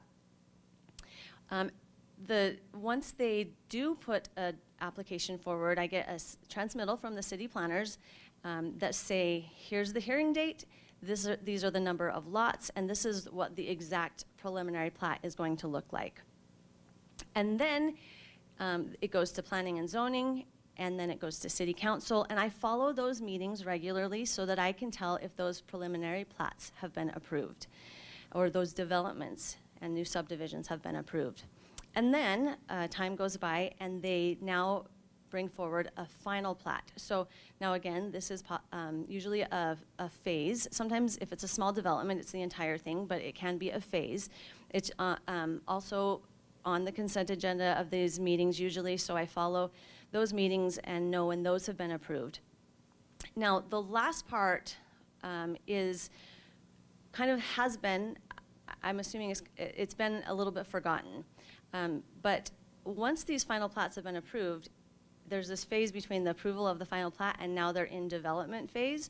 So to track that, one way I've discovered to track that is these parcels, these large parcels of land, now go, and the Ada County assessor now creates these little, the small individual lots. And I can get that data from the Ada County assessor's office, and I check that quarterly. I download it into my system quarterly. And now I can tell that they're one step further in the development process. They now have individual lots from the Ada County assessor. Okay, so from that information, from the preliminary plat information, when I get that, I draw that in. So I use ArcGIS to map it, and I draw that in onto a map. You're going to see all of the little, well, you can see the grid that I talked about overlaid, but you can see all of these applications, and they're different colors, and I'll talk about that in a minute, because they're identified in what stage they are of that development. So here is kind of a zoomed in shot of these developments. So I'll go through each one of them. So the pre-app meeting, which I already talked about, I identify those for planning, but I'm not necessarily using those for calculations because inevitably they change once they become an application. So those are, you can see some pink there. When they're pending, that color changes, and they're now waiting to be approved. Now, I'm going to talk a little bit about timeline. I've estimated this time from this point on to the time that they're going to be completed is going to depend on some things. It depends on how large the development is, but I am estimating that to be about 4 to 7 years. And I'll talk about the rest, but I have discussed this timeline with some planners, with developers, asking for feedback. And I've never received any feedback to say, no, that is absolutely wrong. This is a piece of the puzzle that I will continually be able to track, but for right now, I feel good about this number. So now we go on to when the preliminary plats are approved. You can see these orange. That time changes now. We've moved up to 3 to 5 years. The green now shows some final plats that have been approved. And then you'll see the blue here that shows that the developments now, I call it, they're in the developing stage, and they now have individual lots. So they're getting closer. So now I'm going to talk a little bit about tracking the student household location, and I'm going to use this same map, but now you can see these red dots. So what I do is I geocode the students, which means I'm going to link their address data that we have in PowerSchool to the map. So each of these red dots are one student. So it might look like there's one red dot per or in a lot, but there also could be more. They're just stacked on top. And with my program, I can go in and see how many there are. So I don't want you to think that that's one, that it's not identifying that, because it definitely is. You also might see that there's some red dots here in the blue developments. Now, that just indicates, because there's got to be some way to track when those developments are now completed, without me driving along to every single development to see if all of the houses are now built. They're going to build out at probably different rates. So once we start seeing that they are having students in there, we know that they're starting to build. And I'll kind of explain in a little bit, detail a little bit further on, more about that. But once they are full of students, or once I can identify that those developments are complete, then I take them off and they're no longer shown on the map. All right, parcels of land. This is pretty easy. The parcels is, again, one piece of real property. It's directly from the Ada County Assessor. I update it quarterly. This information it comes with valuable information to me. It tells what type of land it is. It could be residential, it could be farm or commercial. It gives a lot of other information like taxable value and other things that we can use as well. And then, of course, attendance areas. So each of our traditional elementary schools, or each of our traditional schools has an attendance area. This identifies where a student will likely attend. Each of them are different, and they are approved by the board after a committee of parents and community members propose a possible attendance area. And of course, it may change to balance enrollment. So that's a bit how we're collecting the data. Now I'll go into how it's organized, and I know you might have questions, but we'll go on to the organized because it might answer some of your questions. And if not, then we'll kind of circle back if that's okay. All right, perfect. Okay, so again, we're going back to this grid. Each of the grid blocks are labeled with a corresponding row and number. Each of the data sets that I'll present to you tonight are organized by this same label. The developments, the students, the parcels, the subdivisions, even attendance areas, they lay within and can be identified by their grid label. Currently, this data is recorded and maintained in spreadsheets, but we're looking at some software that will take the data that we already have created or have housed in these spreadsheets and have them in a different software, which I'm super excited about. It'll be a lot easier, I think. Okay, so this is a spreadsheet, the spreadsheet that I have that identifies all of the developments. And so again, when I see a transmittal come along, I put it on my map, I put it in the spreadsheet, I identify it by what block it is in or what grid it is in. It tells me the number of units. It tells me whether it's a multi-family housing development, what the approving agency is, and the status that it is. Just a note, I also am tracking those times, those dates that those are approved, so that in the future when I want to look back and say, okay, this timeline, maybe my timeline isn't accurate, let's go and review those timelines. I don't have all of that data now, but in the future I'll have that as well as I continue to track those. So I take that information And you can see that it has those unit numbers, or the number of units. It gets added into another spreadsheet that consolidates each of the types of where the development is in. So now we have the 93 pending on the left, corresponds to the 93 pending on the right, the 120 and 63 that have been approved as a preliminary plat show up on the right as 183, and so on. And just a reminder, these are all kind of designated, color-coded by how what that time frame is estimated to be. So this spreadsheet shows and it also calculates so all of the future single-family dwelling units in their relationship to their location on the grid in the status that they are. And it also has one for multifamily dwelling units. Have an extra row there for the conditional use permit because the multifamily dwelling units go through an additional process of approval.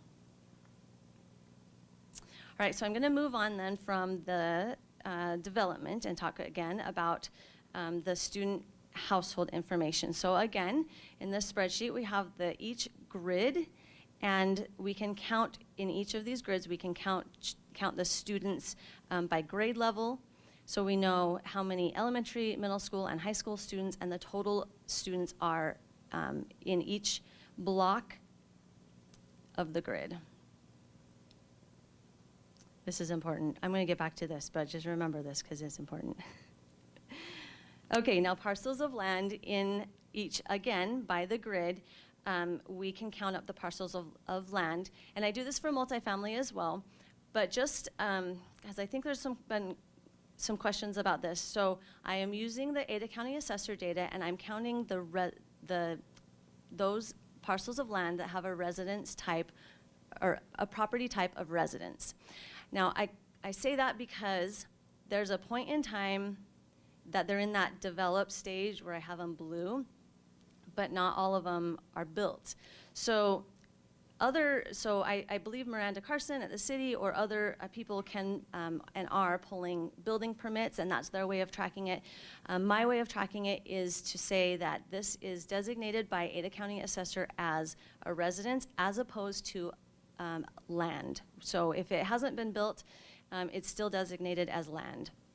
You might see that there are some dots because there's a little bit of catch-up time by the time it gets actually shows up on the Ada County Assessor. So just to, I don't want to have any points of confusion, but we might need to kind of refer to this depending on what your questions are.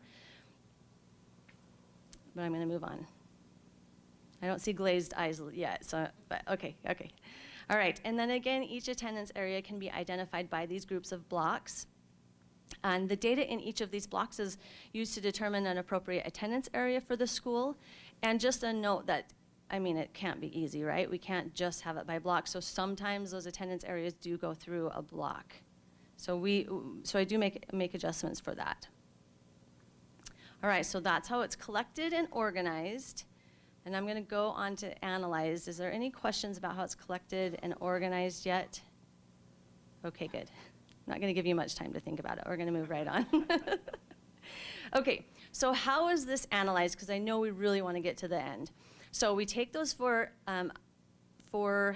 data sets, the new residential developments, student household locations, parcels of land, school attendance areas, and we're going to use this to create or calculate a student generation rate, and that's what I'm going to talk about next. So again, in this spreadsheet, we have our number of parcels against our actual number of students. And we can see in each of those grids what our student generation rate is. We can also tell what the student generation rates look like for each, I'm going to call it school type, right? Elementary, middle school, or high school. So we can see what type of students we're getting in each area of our district. Just a note briefly, I'm also tracking this by taxable value because that's the number I get from the Ada County Assessor. I'd really like to be able to say market value, but I can't do that right now. And so I feel like this is the next best thing, because I'd love to be able to identify, and I think this is where we're headed. I don't think that we're quite there yet, but where we're headed is to be able to identify what price point a developer is coming in at, what the location is, and better be able to identify even down to, well, then we're probably going to be able to expect this many high school kids or this many elementary school kids. So I'm excited about where this is going to take us, and we're going to work to get there. We also have this for multifamily housing. And again, there's more information to collect here, and hopefully we can do that with rental prices or different things, because as you can see, in 6J we have a student generation rate of 0.08, and in 7J we have one of 1.06. So there's a lot of differences there for our multifamily housing. All right, so how are we calculating our student generation rate using this actual data? So let's take a look at an attendance area. We'll use Mary McPherson as an example. It's the attendance area you see in red, and it consists of these blocks 12C, 12D, and so on.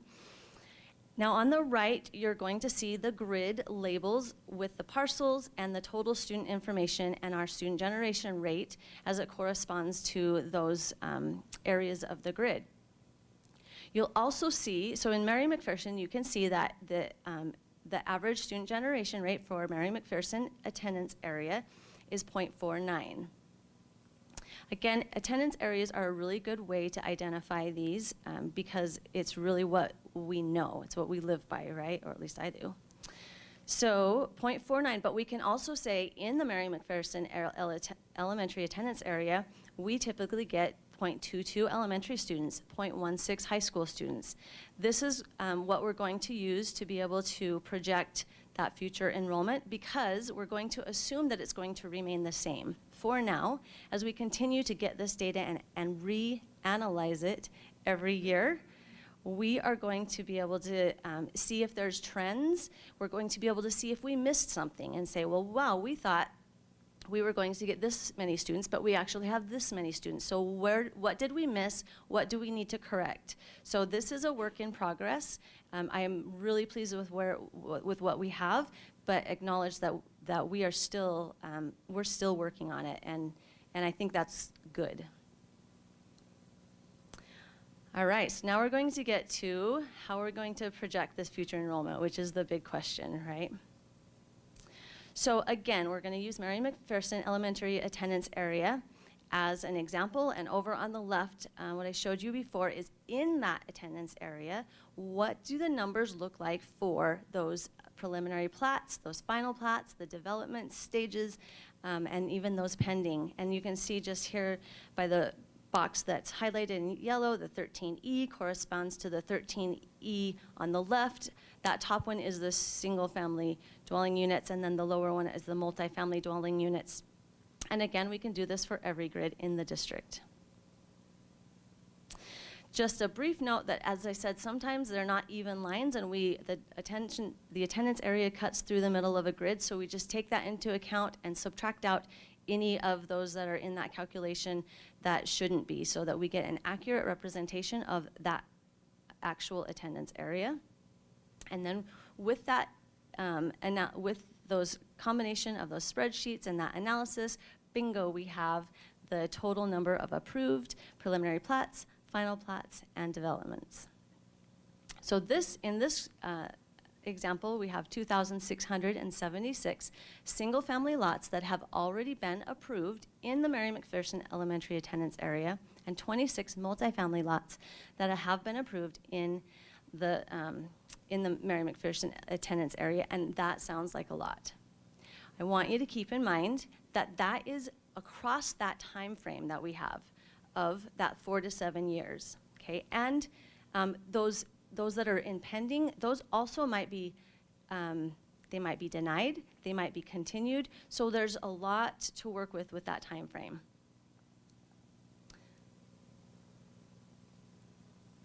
Okay, so that was how it's analyzed, and I want to go over how we share this information with our cities, because this is a conversation that, like I said, after we have this with you, we want to have it with our cities so that they feel confident and know how to weigh this information that we are giving them, so that they can make those wise decisions for our communities.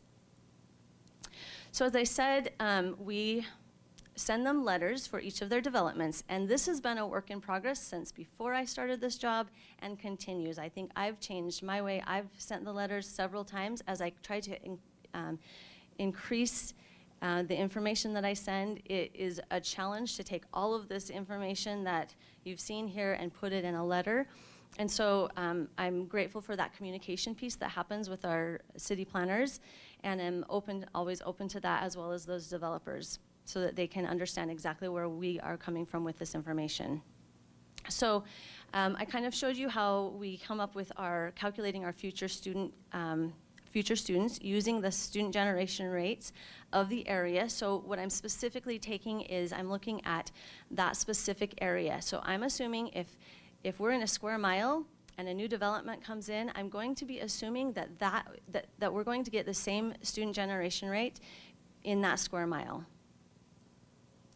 So we can basically determine that we're going to get this many school-aged children, and that's across all 13 grades.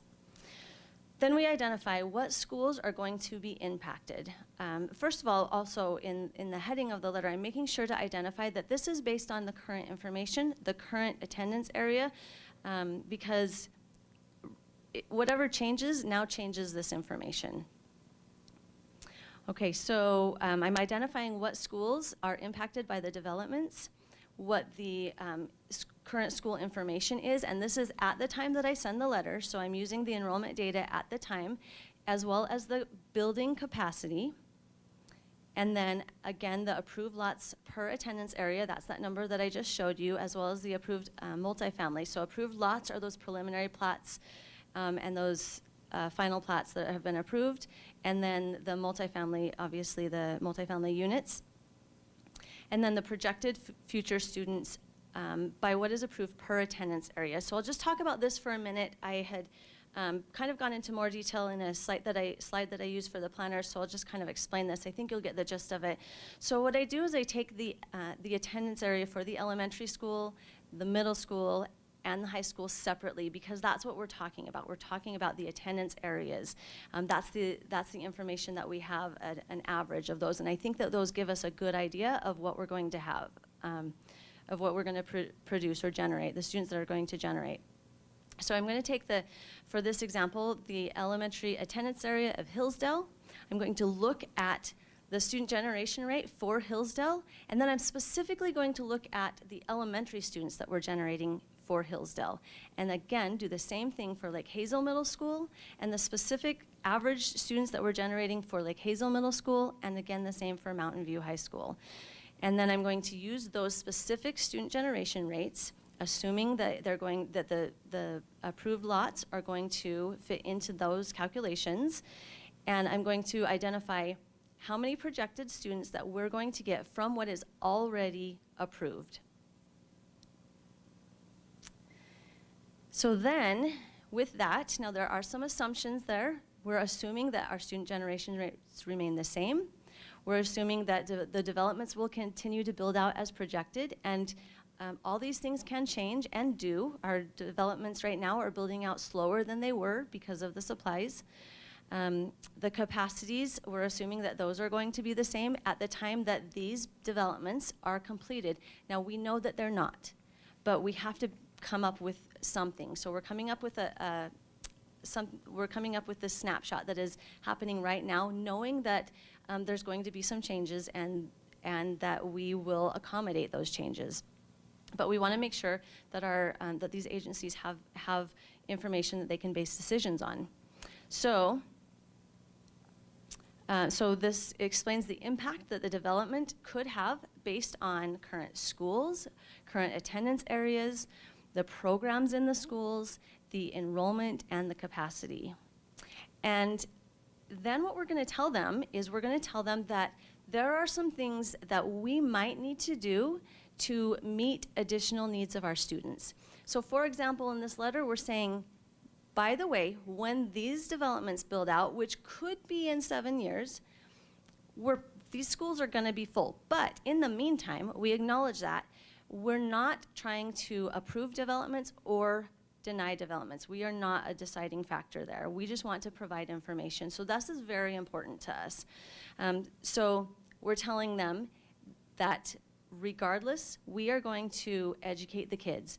We might have to do a few things in the meantime to educate the kids. We're going to potentially have to add a portable. We might have to transport students to another school. We might have to have an attendance area adjustment, and we might have to pass a bond. We might use one or more of these, just to show that, you know, it would be really great if we could go from a full school to another school and say, okay, well, our school is full, so now we just need another school. Well, we know that that's not that easy. So in the meantime, we're going to need to do some things, and we are prepared to do these things. We have the data that we're looking at, and that's just that communication that we have and that reacting to what is happening in our community with those developments. All right, I think that is it. We've covered all the bases. I'm ready for your questions. Thank you very much for the presentation. And trustees, questions for Ms. Horner? Trustee Frazier. Okay, and if you covered this, just laugh at me. When you were talking about the different options for looking at growth, do we ever consider, or is it appropriate to consider possibly adding on to the size of schools we have now so that capacity could increase? So that's a great question, Trustee Frazier. I think that that's a question that we're going to cover when we get to that facility, because what we really want is you to digest this information, and then we're going to go on and present to you a plan about the facilities. So I appreciate the question. Any additional questions? Trustee Johnson. Thank you. Boy, I think we've added on a number of times. It's usually through a bond, though, in the past, so, or some sort of portable. So that's been historical patterns. Marcy, I have a couple questions for you. And first of all, let me say, by far the most intricate way we have looked at student generation rates and data thus far. We used to ask the question as a patron a long time ago. I've asked that question as a board member. This is by far more mathematically sound than anything I've seen in the past. And I'm like you, I like numbers. So, so I think I just have a kind of a couple questions. The first is, how are you adjusting to the numbers? So let's say you send a letter, and then we get additional developments in that same school zone. So are you able to go back to the city council and say, hey, these developments were approved already, we were already at 100% capacity with the ones that you have there, now you're adding more development into these same school zones, and so all of the areas that we have looked as mitigation measures for growth, we now can't meet anymore. Do you have that kind of built into the forecasting yet, or that kind of letter, or how is that kind of working? Chairman Kofelt and Trustee Johnson, thank you for the question. So this is one of the areas that I think that I've reevaluated, just because at the point that I get these transmittals, and it really depends on the agency, because sometimes I'll get a transmittal that says the planning and zoning meeting is this date, but then 6 months later they still haven't had the planning and zoning date, usually because right now everybody's waiting for a traffic impact study and they're just waiting. We're all just waiting. So I digress. So here, the planning and zoning, eventually the planning and zoning meeting happens, and then when it comes to the city council meeting, a length of time has passed. So that's something that I've realized. So again, just to be clear, we're using and collecting this data for ourselves, and we're sharing it with our partners. I think there needs to be a little bit of responsibility on the city planners to look at it and say, hey, this letter is 6 months old. Could you update it? And so we're trying to have those communications with them, as well as the developers who are now starting to call and say, hey, could you update the letter, which I'm happy to do. These letters are much more analytical, and so they take much more time to do. So I'm happy to do that, as well as watch those for when those second transmittal comes. But I might miss them because I mean, we're growing. I get them all the time. So yes, I can reevaluate, resend a letter that says, here's the additional, since the last letter I sent, here now is what we're seeing in those attendance areas. Thank you. And I've seen a couple of letters. It looks like you've even had to update since then, so I appreciate that. It's kind of an ever-changing process. It is. But we haven't had growth like we've had, so. I have a question on the letters. Do you use design or program capacity on the letters? Building capacity on the letters. Follow up, Mr. Chair. Yes. How come? I think initially, it's because it's what has always been done. Second, I worry about program capacity because it can change. And yes, I can go back and identify and say, wait, this has changed. But I'll tell you how I feel about capacity. This is a Marcy thing, okay. Sorry, Jonathan, this is what Jonathan wants to do at this time, like, come sit down. Okay, no, I'll be brief, and this is just a little, okay, this is how I feel about capacity. I think, this is my opinion, I think the capacity is, some people are treating the capacity as this bucket, okay, that's like, let's picture a water bucket. And when the water bucket gets full, the water you can't put any more water in it, it just tumbles over. And so that's the bucket is now at capacity. That is a misconception with our schools. That is not happening at our schools. So when we say it reaches capacity, it doesn't mean that any student now just falls out of the bucket, that we can't educate them. We can educate them. There might have to be some mitigation factors, and there's a lot of mitigation factors. Those program capacity numbers also could change, and we're constantly, meeting with people, with directors to say what sort of, what plan is in place for the programs, what needs to be adjusted. So I hesitate using program capacity. I quite frankly don't even love the capacity number. It doesn't feel like an accurate represent. I know we need a number. I get it. I know we need a number. It just doesn't feel like I feel it causes more fear than anything. That probably doesn't answer your question, but that's just how I feel about it. So could I use program capacity? For consistency, I've just used the building capacity. I could use program capacity. I don't know that that would honestly make a difference because we're going to educate those kids. Despite what is happening in the capacity, we're going to provide those mitigation factors by the time they get here. Once we start seeing those kids, we're going to provide those mitigation factors. Yeah, Mr. Chair, let me make a couple comments on that, because I think I agree with you that capacity isn't stagnant, right? Not only do we have kids move up in grades and out of a school, but we also have new kids come in to a school that are younger than 5 that we just don't track today.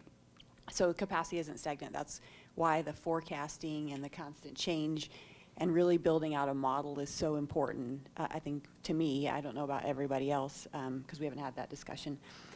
But I want to talk about the practicality of program capacity versus design capacity and what that does when it's a reactive decision versus a proactive model. So I'll give you an example of a real life experience of 50 parents in West Ada School District who were notified in March that their children that they'd already enrolled in full day kindergarten now no longer had full day kindergarten in the school that they lived in the zone of, because of a reactive decision that we made to, because we didn't have that forecasting plan and look. So, and not only did that, which is considered a program capacity item, full day kindergarten, it may not be in the future, but we also had some other programs moved out of that school. So we will educate the kids, but are we doing it in the best way possible through that reactive nature versus us putting together some forecasting and planning around it and looking at how we can actually better manage that and not surprise parents and not pull kids out of full day kindergarten at the last minute. So that's kind of my view on why I asked that question. And then that's not against you at all, Marcy. I think that's the nuances between design capacity and program capacity. And when you hit these priority growth areas, which we have some in Trustee Frazier's area and in mine, you start to hit those capacities pretty quickly, and they're continuing to pile on. So we're not seeing any stop, although I will say grateful to our partners at City of Meridian for pausing and saying, hey, maybe we ought to look at this a little deeper. We're really technically, up until that point, not seeing any stop. And so that balance really at the end of the day is about impacting kids, right? And making sure not only do they get an education, but they get a good one, and our teachers and staff are in the right spot to be able to deliver that. So I have another question on your student generation rate, and that's around, we've got school-age children in there, but are we able to get any data on a lot of school-age children, especially in elementary zones, have younger siblings pre-school age? Do we have any data on that, or are we only able to see the school-age children? Oh, I thought you were right there. I heard you whispering. Yeah. Chairman and trustees. So that is part of really step 2 for us. So as you can see, we got a lot of data, right? And we're looking and we're analyzing in different ways. And sometimes when you start doing that analysis, you realize some of the questions you didn't even know you didn't have answers to.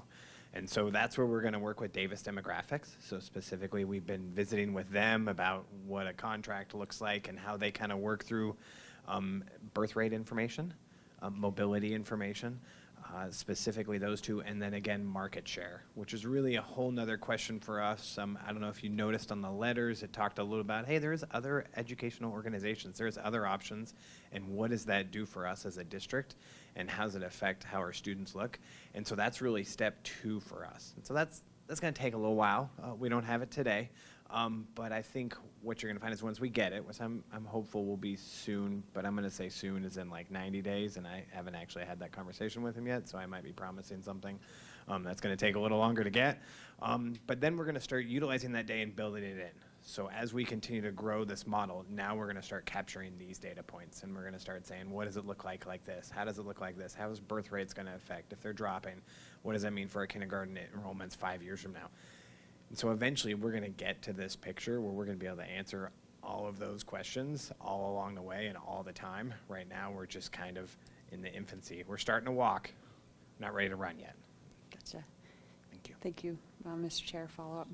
First of all, Jonathan, you just made my day, and Marcy too. That's awesome. I think we'll be much more prepared to manage growth with all of that in place. So.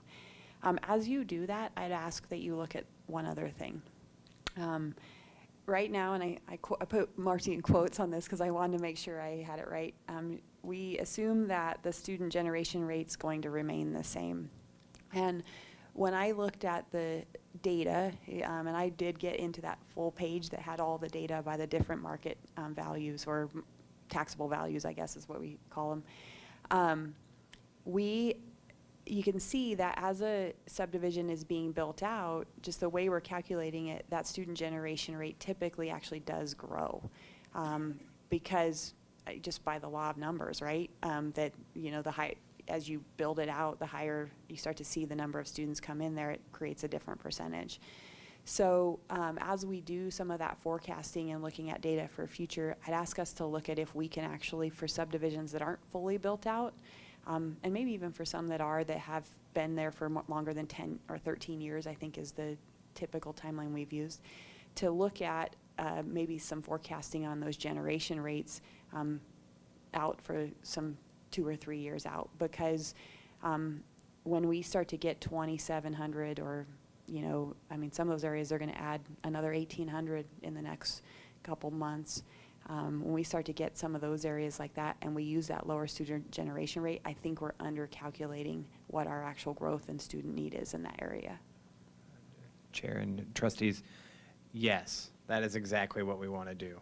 I mean, so in general, I have this picture of what it looks like, right? And so like I said, right now we have data and we're starting to use it and we're making decisions with it. And again, this is really data we wanted for us, for West A to be able to plan. And so now what we're going to do is we're going to take the next step and we're going to start continuing to gather data, and then we're going to be able to do trend analysis, all with the idea in mind of, again, being able to get to, I mean, I have this idea that when someone submits a transmittal and they say it's a $750,000 house, we can hand to them. We have years of data that tells us exactly how this build out is going to go, exactly how many kids and what ages they're going to be. And I really think we can get there. Now what we need to do, and that's the exciting part, I'm probably a numbers person a little bit too. And so right now we're just in the time frame where we got to kind of live in that data. We got to learn from it. We got to grow with it. We got to say, what are some assumptions we made? And we said, oh, that was a good one, but not a great one, right? So let's figure out what the difference is. And I think part of that will also just be the systems that we're going to be able to build. Part of the software that we're helping will just make it even easier for us to do that analysis. Can I tack on to that? Yeah. Just briefly, when I am projecting a square block that is not built out, I will look at the other ones around, and I will even go to my counterparts at the city and say, can you tell me what this grid block is closest to look like? And then I'll analyze it based on that instead of based on that low number, because I agree with you. I want to give them an accurate assessment, and so I will look at those other ones that are already built out. Okay, thank you. My last item, Mr. Chair, is just some thoughts on what I would call the absorption rate. So it is the rate of build out. That's that 4 to 7 years that you're estimating. Our partners at the cities should be able to give us exactly what their rates have been historically and how they've changed. So that's just data they have. So I would encourage us to reach out to them and ask for them to give us that information, especially by area of their cities. We've had that discussion, and they've discussed it as well and collected that and can say based on how many building permits they issue per year.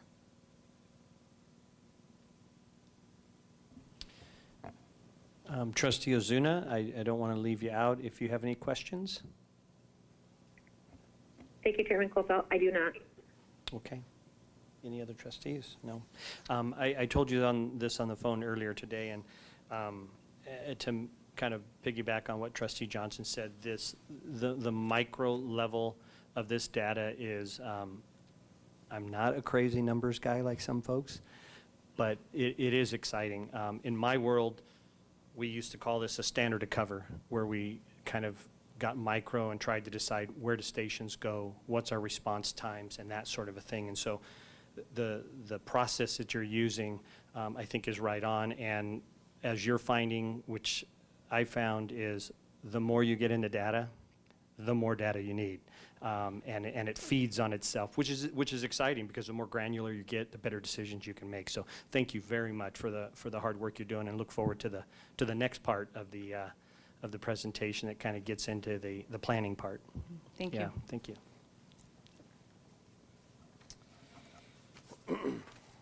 Okay, our next item up is executive session, and so I would entertain a motion and just remind the motion maker that we do need to read the Idaho code with the motion. Trustee Frazier. I'd like to make a motion to enter executive session per Idaho Code 74-2061B to consider the evaluation, dismissal, or disciplining of, or to hear complaints or charges brought against a public officer, employee, staff member, or individual agent or public school student. Do we have a second? Trustee Redford. Second. Okay, we have a second. The Board of Trustees will recess from a public meeting into executive session in the manner and for the purpose authorized under Section 74-2061B Idaho Code to consider the evaluation, dismissal, or disciplining of, or to hear complaints or charges brought against a public officer, employee, staff member, or individual agent or public school student as set forth in Section 74-201B. And I will do a roll call vote. Trustee Johnson. Aye. Trustee Ozuna. Aye. Trustee Frazier. Aye.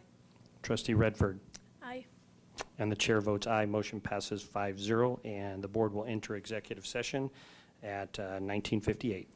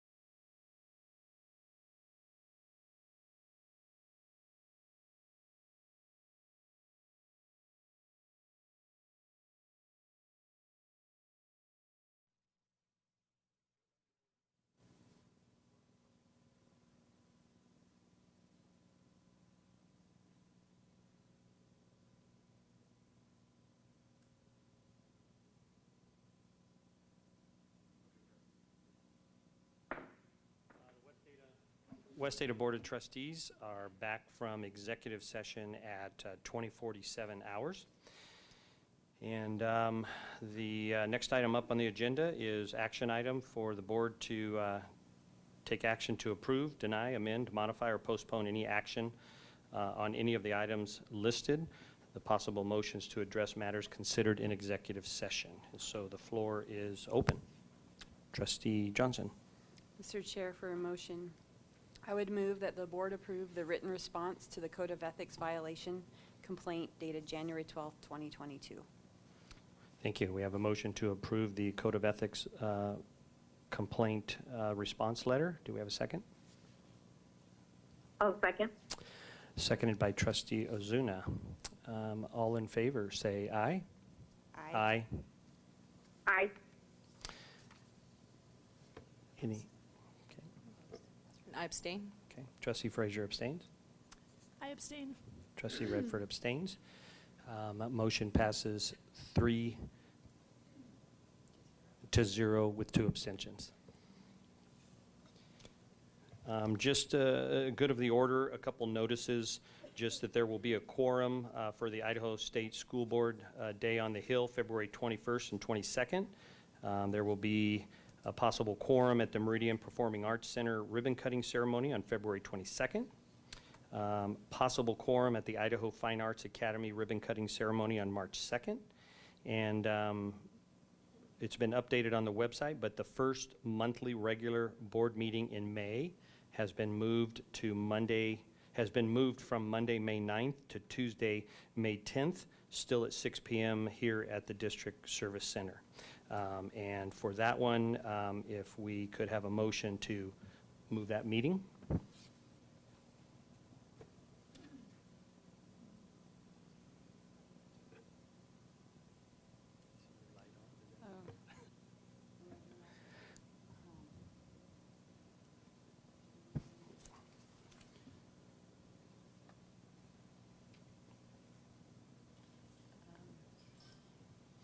Can I point of order, Mr. Chair? 'Cause Sure. I think we can move the meeting at a future meeting date, but I would ask, since we don't have it as an action item on our agenda, can I ask? It is Where is listed it? as action item. Oh, Yeah. okay. In the good of the order, instead of in the action items. Thank you. All right, thank you. All right, then actually, I'm going to let your vice chair do this one.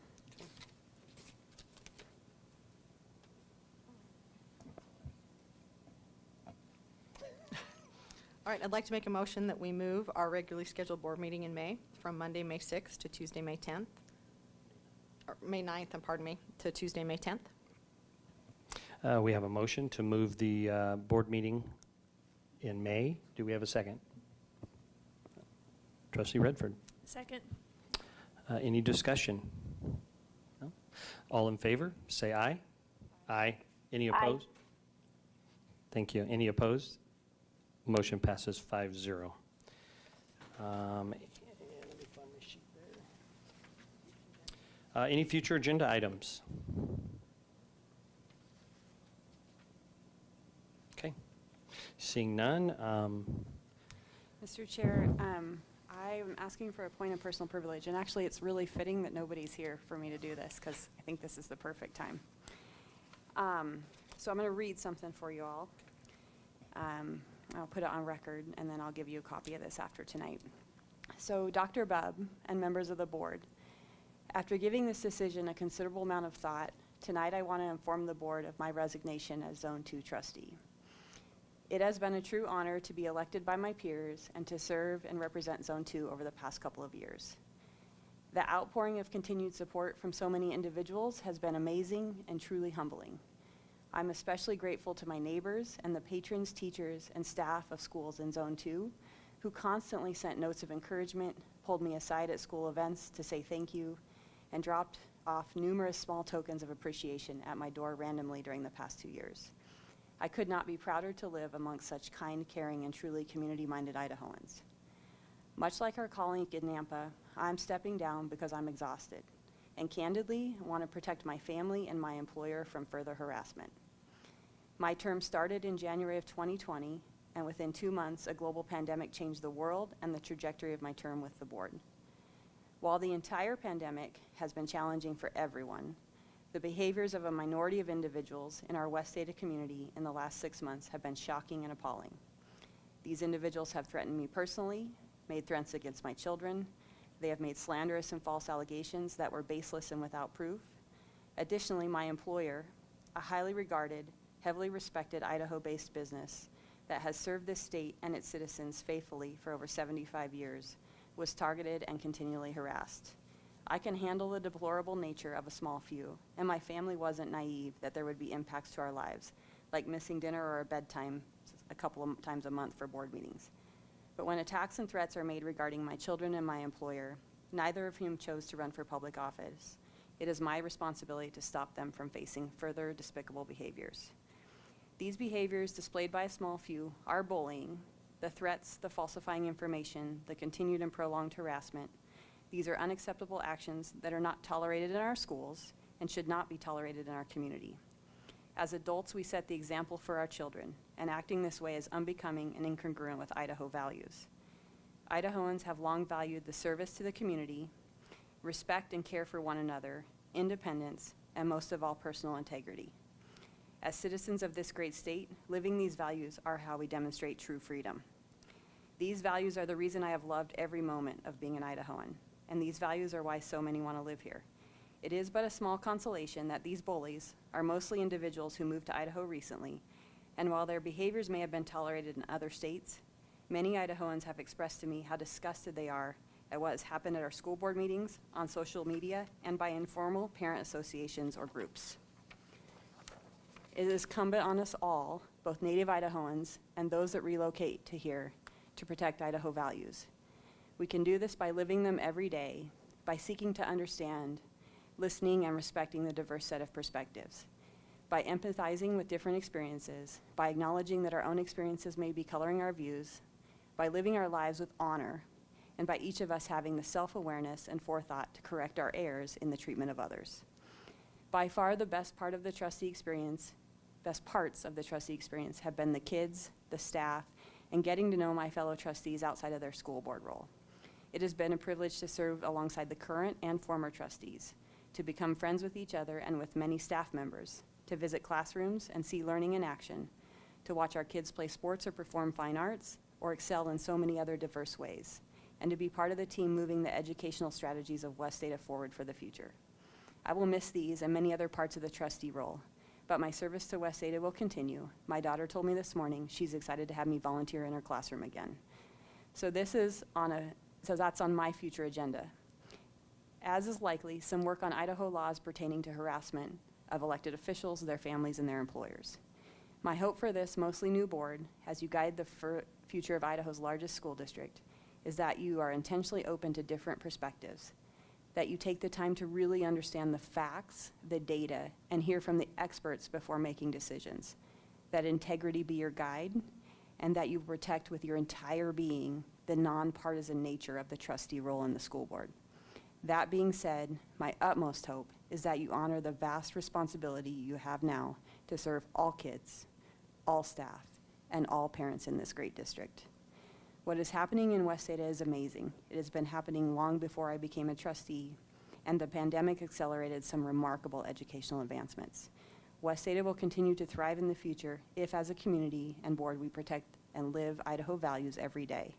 Strive to treat each other with respect and kindness, forgive and accept one another as individuals, and continue to grow what West Ada has made great, what has made West Ada great, our kids, our staff, and the immense educational experiences delivered in this district. Thank you.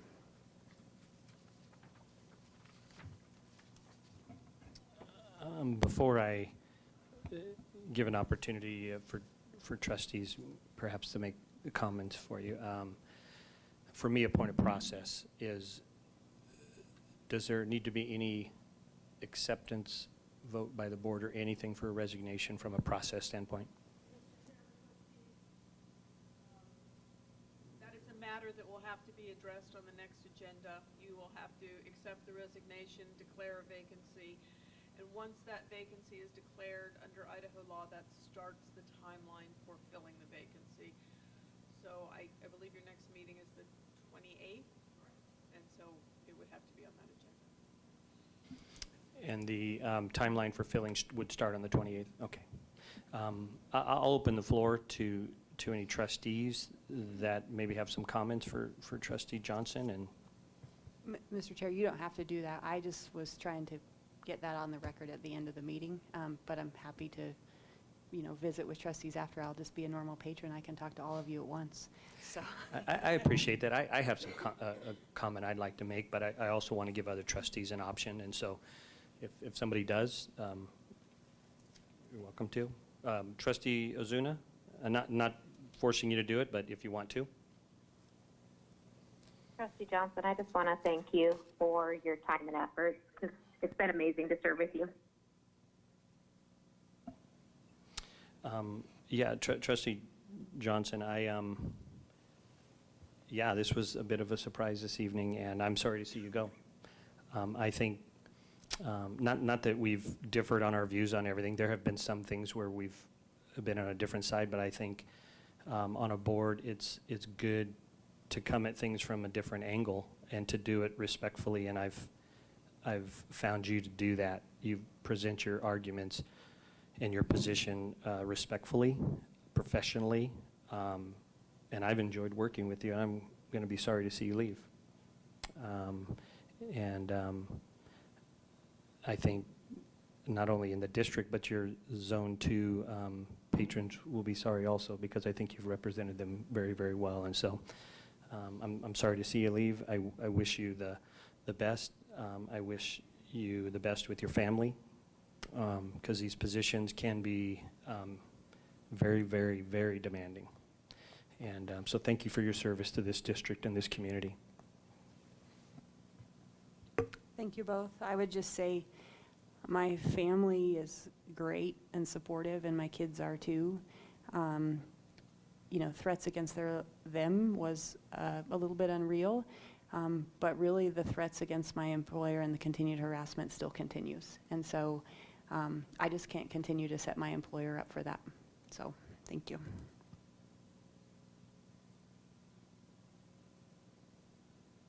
The next item would be adjournment, and I'll accept a motion. Motion to adjourn. Okay, do we have a second? Second. Seconded. All in favor, say aye. Aye. Aye. Motion passes 5-0. We're adjourned.